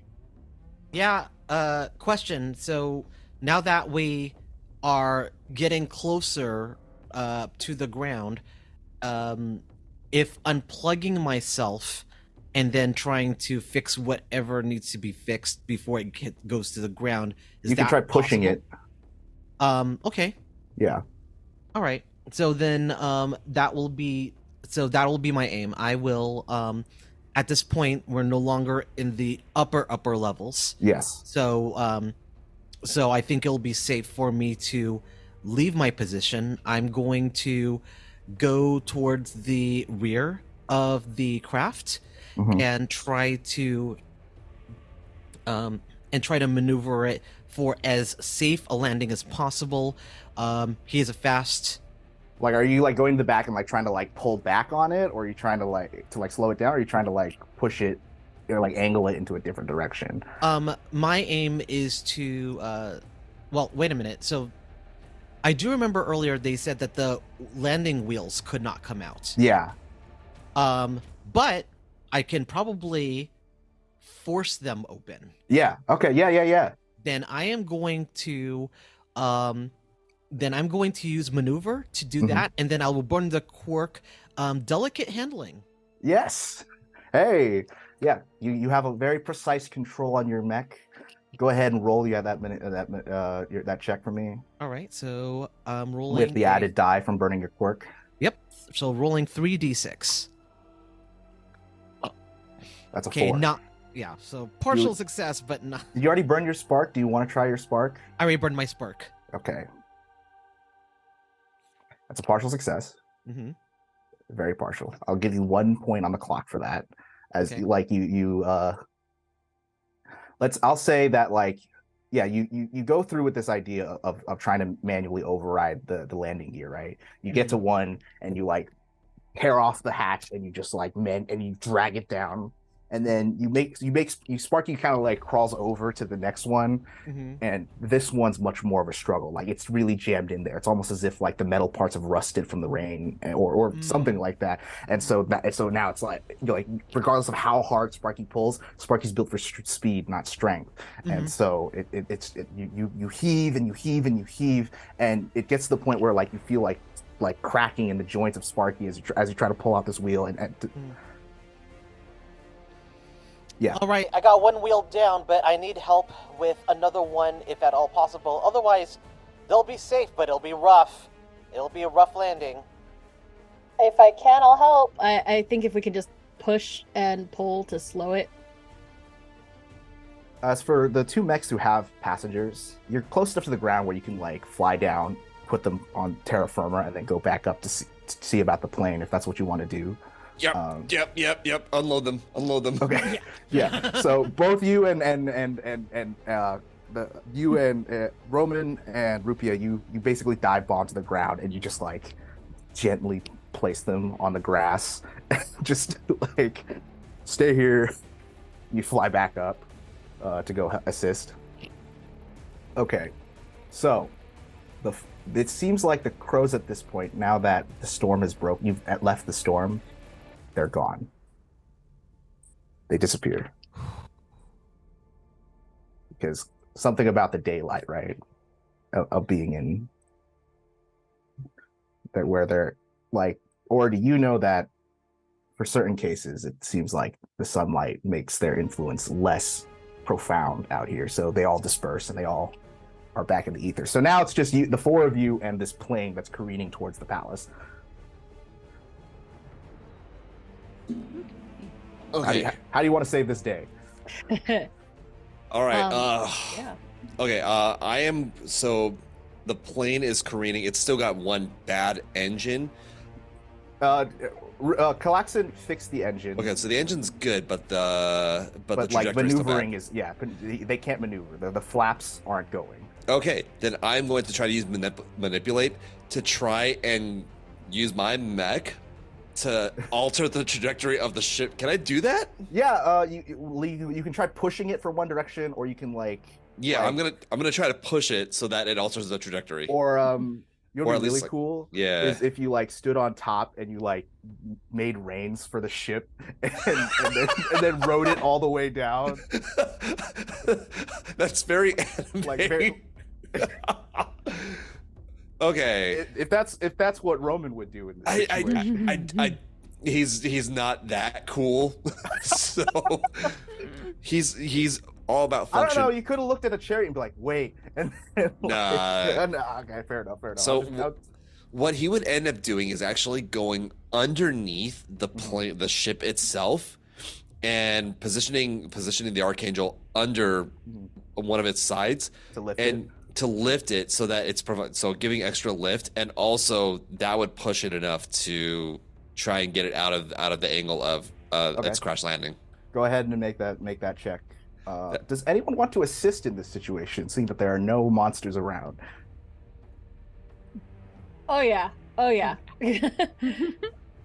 I'm just gonna get under that thing. Who has the highest manipulate out of the three of you? Then we'll have them roll, and then I'll increase the effect since all three of you are kind of like pushing up. I have manipulate one. One. Pooja? I don't have manipulate. Okay. Does anyone still have a spark? I do. Oh, that's still a 1. But Roman, do you have a spark? I burned my spark earlier. I think you can burn your spark for someone else if you're helping. So if someone if Rupi, if you want to give someone else your spark, and we'll have it be like a team team bonding moment, or let's do a quick role play thing. Inspire your comrades with your spark, Rupi'a, please. As I deposit the people down on the ground and launch myself back up into the air, I launch into a very moving and speech about hope and about how on this day, on our Independence Day, we are going to stand up. And it's a whole really long speech. As I launch back up into the air, it's very dramatic. There are multiple. I have adjusted the arm movements to incorporate all 6 of the arms. It's like you're dancing your way back into the sky, right? Bring everything back up, and grab onto kra-su and Archangel as we go up. Just give me a lift, please. So we're Hand in all hand. holding hands. Yeah. And then all of you hit the bottom of the ship all at once. and all of your hands.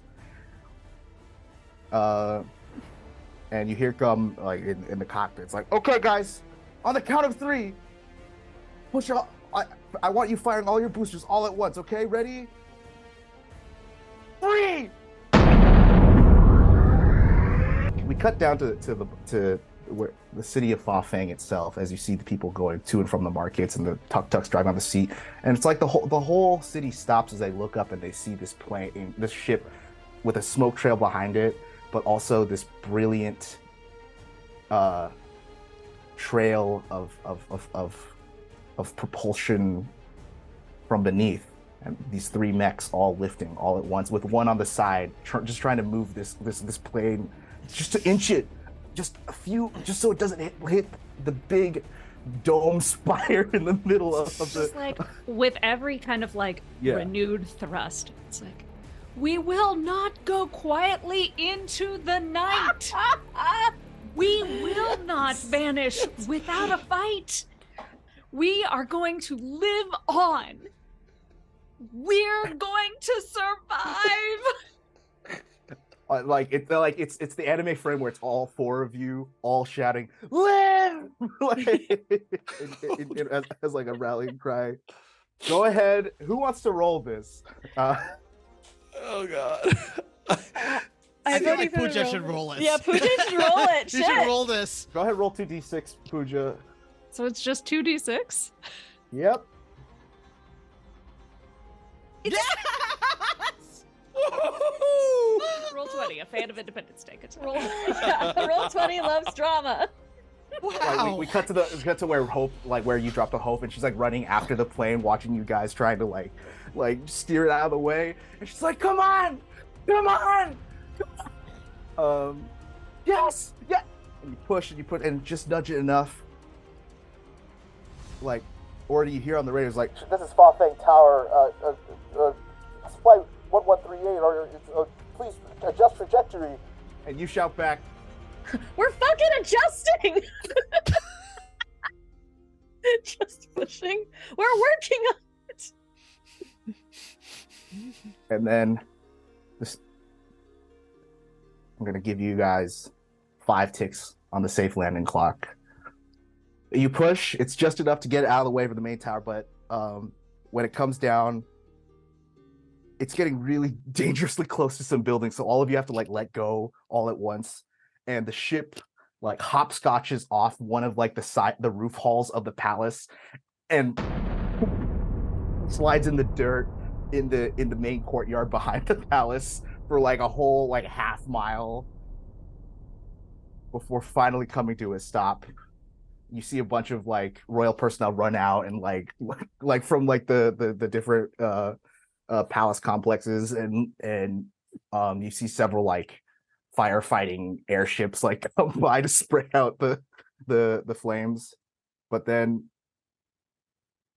the exit on the side of the airplane opens, and out comes Navigator Gum and the other passengers. We made it. He like takes out a radio. We're all here. We're all here! The 4 of you all kind of like, do you guys land like next to the plane? Like do? I don't think I have a choice not to. I think I'm pretty fucked up. In the most dramatic way possible. Like, okay, yeah. So it's sorry. The plane like crashes in the backyard. There's a big statue of the bot that Guan Yin. It like taps the very base at the end as it stops, because she's the goddess of mercy. And I'd like to say that Sparky kind of, because he is faster, just kind of like clears the way as that plane is going, so that people know to move. Clear. Yes, Clear. clear. You see like It's you see clear. Sparky like flying and just like doing this gesture, like everybody out. But then it's over, and the 4 of you land on your feet. Like a crowd assembles, and like different first responders all like roll up on the situation.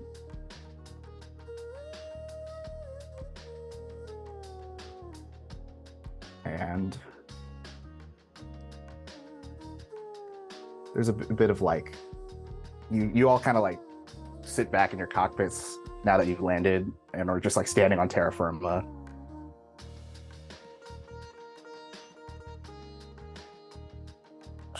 Tenong, this is 11:38.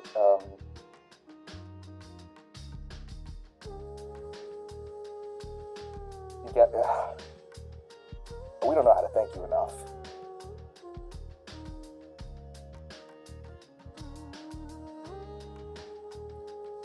Callax'an asks the navigator on Sparky, find misfit.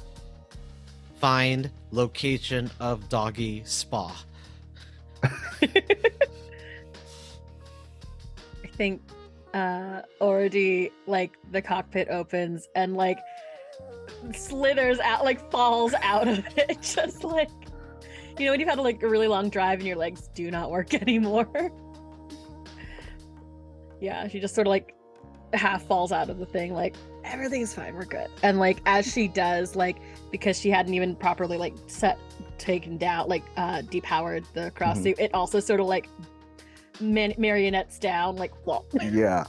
Just as you're about to descend, already several news vans drive up.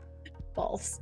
And you hear the familiar flash of cameras and journalists all trying to clamor at you all at once. But because you're on palace grounds, you see several attendants run over. It's like, no questions, like the entire royal entourage just like gets it and is like, everybody back up, please, everybody back up. Everybody, I would need some distance between you, the princess, and everything. And that's all happening. Yeah, and like I think I'm trying to get one of the attendants like grab the others. They should be looked at too. Like I'm so tired.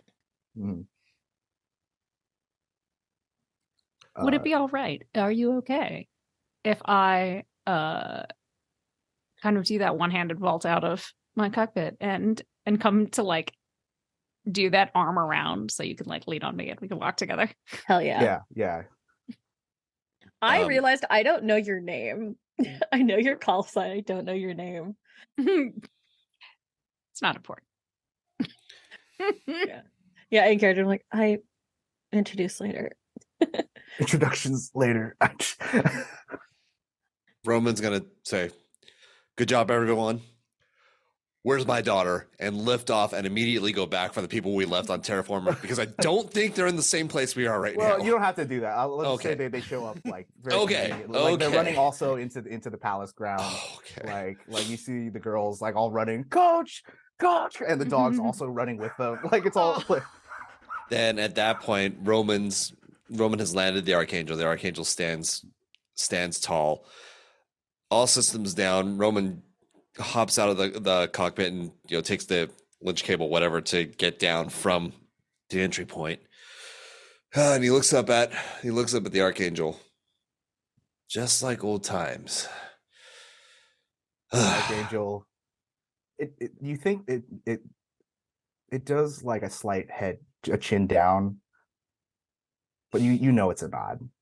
You know it's a nod. Yeah. And at this time, I'm gonna take a look towards the Hope and the team running, and just take a minute because that was 15 years of rust getting kicked off in what? How long? 5, 10, 15 minutes there? Yeah. Okay.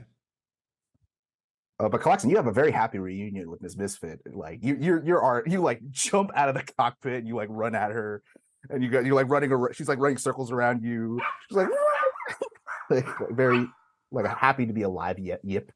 Yes, lots of happiness. Like raise Miss Misfit to me, and it's like, oh yes, thank you. And then immediately I look for Hope. Because I knew that Hope was taking care of Miss Misfit, I immediately run over to her and said, thank you so much. You did exactly what you did. You protected her, and you know what? Let's go and have dinner. We need dinner. We just need to decompress. You are too young to drink, but I'm gonna have a drink. But let's find an ice cream parlor, like some kind of like cold dessert, and just chill. I heard they got really good sticky rice and mangoes out here. Yes, let's go. And I look for the others. And I look at Roman. It's like, is that, first of all, I didn't mean to presume to just ask Hope, is this okay with you? Roman's gonna look right at callax'an and just extend a hand. Right now, it all sounds great. It all sounds great. Roman. Mm-hmm. And then I also look at everybody else. It's like, hey, it's looks at rupi'a. It like does the same invitation. It's like, do you want to join us for mango and sticky rice? Yeah, that sounds great. And then immediately runs over to the princess, which I realize is completely surrounded by attendees, and go, Your Highness. You shout over her, and like, or do you like gesture like clear the way for him? Yeah, I'm like leaning. Rupi'a had come over. I'm like leaning on Rupi'a and like, and just, that sounds really, really good. All right. You hear a voice shouting, and it's a journalist. She says, pilots, look this way. And you see like there's several like cameras coming out, and the four of you, like some people like push you towards like the side of the crash with like the big statue of Guan Yin in the back, and you guys take like a historic photo of like you, the mechs, the crash, the statue in the back, the palace in the back. Great. All right. Another photo. I'm gonna look like shit. look, and I'm just gonna position you a little bit where it's like, just make sure you're good side of facing camera. Like this is the part with the least blood, therefore. The camera clicks. We cut to like a newspaper spinning saying "Miracle of Guan Yin," and it's like the photo and the headlines and everything. It's already on the newsstands when you guys go get we finish with the newspaper flying. And that's our game. Jeez. Wow. I am so angry at these dice. These dice have taken years off my life. But Right? yeah. Oh my god. These virtual dice. What do you want to switch? Do you want to switch to from dice? You want to switch to physical d6s next game? We'll see. We'll see. Because this is great and this is perfect, but also like the years off my life. Yeah. I'm dead. I listen. I'm glad we don't age the same because I'm dead. I know, right? Ryan has actual stress boxes. Yeah, I have actual stress boxes from this. That's our episode today. Thanks again so much for tuning into Mekong. If you like this game, please be sure to check out the Beam Saber RPG on itch.io. If you like us and you want to see more, be sure to follow Queen's Court Games on all the socials and on Patreon. And be sure to join us next time for our next installment of Mekong, Symphony for the Devil. I'm Jerry Law. It's been an honor and a privilege telling this story with all of you. Everyone put their hands together for our lovely cast. All right, guys. Feel free to shout out your socials, all the work you got going on. Now's your time. I have been Clara. I'm all over the internet as clearly_golden, unless you're into, I just punched my mic, unless you're into mermaids, in which case, mermaid_clarity on Instagram. I'm over here playing Mekong with Queen's Court Games. Sometimes you can also find me over on Happy Jack's RPG podcast, and they are on wherever podcasts are played and on Twitch. Hello, my name is Ryan Omega. You could find me on the internet under Ryan Omega, on Twitter under Ryan OMGA. You could also find my channel on Twitch, Life Action Roleplay, where we do various games, interviews, Shakespeare, and readings of first drafts of movies. So check that out. Hi, I have been Pooja, or I am Pooja. One of the two. Maybe both. And I've been playing rupi'a, and you can find me on Twitter, if that's still around, at LADesi Girl. That's LADESI Girl. And all the other socials that will hopefully also still be around as Forgotten Saves. If you want to hear me play more TTRPGs, I am on the 12-Sided Stories podcast and occasionally on Happy Jack's RPG as well. Cool. And I am Andrew J. Landy. You can find me on the internet at Andrew J. Landy on Twitter, Instagram, and Twitch. I need to get back on my Twitch at some point and start streaming again, but that'll happen soon enough. That being said, you can find me, aside from here, you also find me at times on the Initiative Order and hopefully on more channels yet to come again. But just happy to be here. And hey, we saved the day, didn't we? Yeah. We Or did it. did you? Oh God. Come on. No, we did. Well, Okay. when will you learn? When will you learn your actions have consequences? Oh my God. It's almost as if that's the key caveat of playing tabletop RPGs. Anyways, I'm Jerry Law. That's our show again. If you want to find me on social media, I am my Jerry Amour, AMOUR on Twitter, and jerrylaw.mov on Instagram. Thank you so much again for being a part of this world with us. It's an honor and a privilege, and I can't be grateful enough. Anyways, farewell. Stay hydrated. Tell someone you care about you love them. Peace. I'm gonna die. And All it's a right. cut.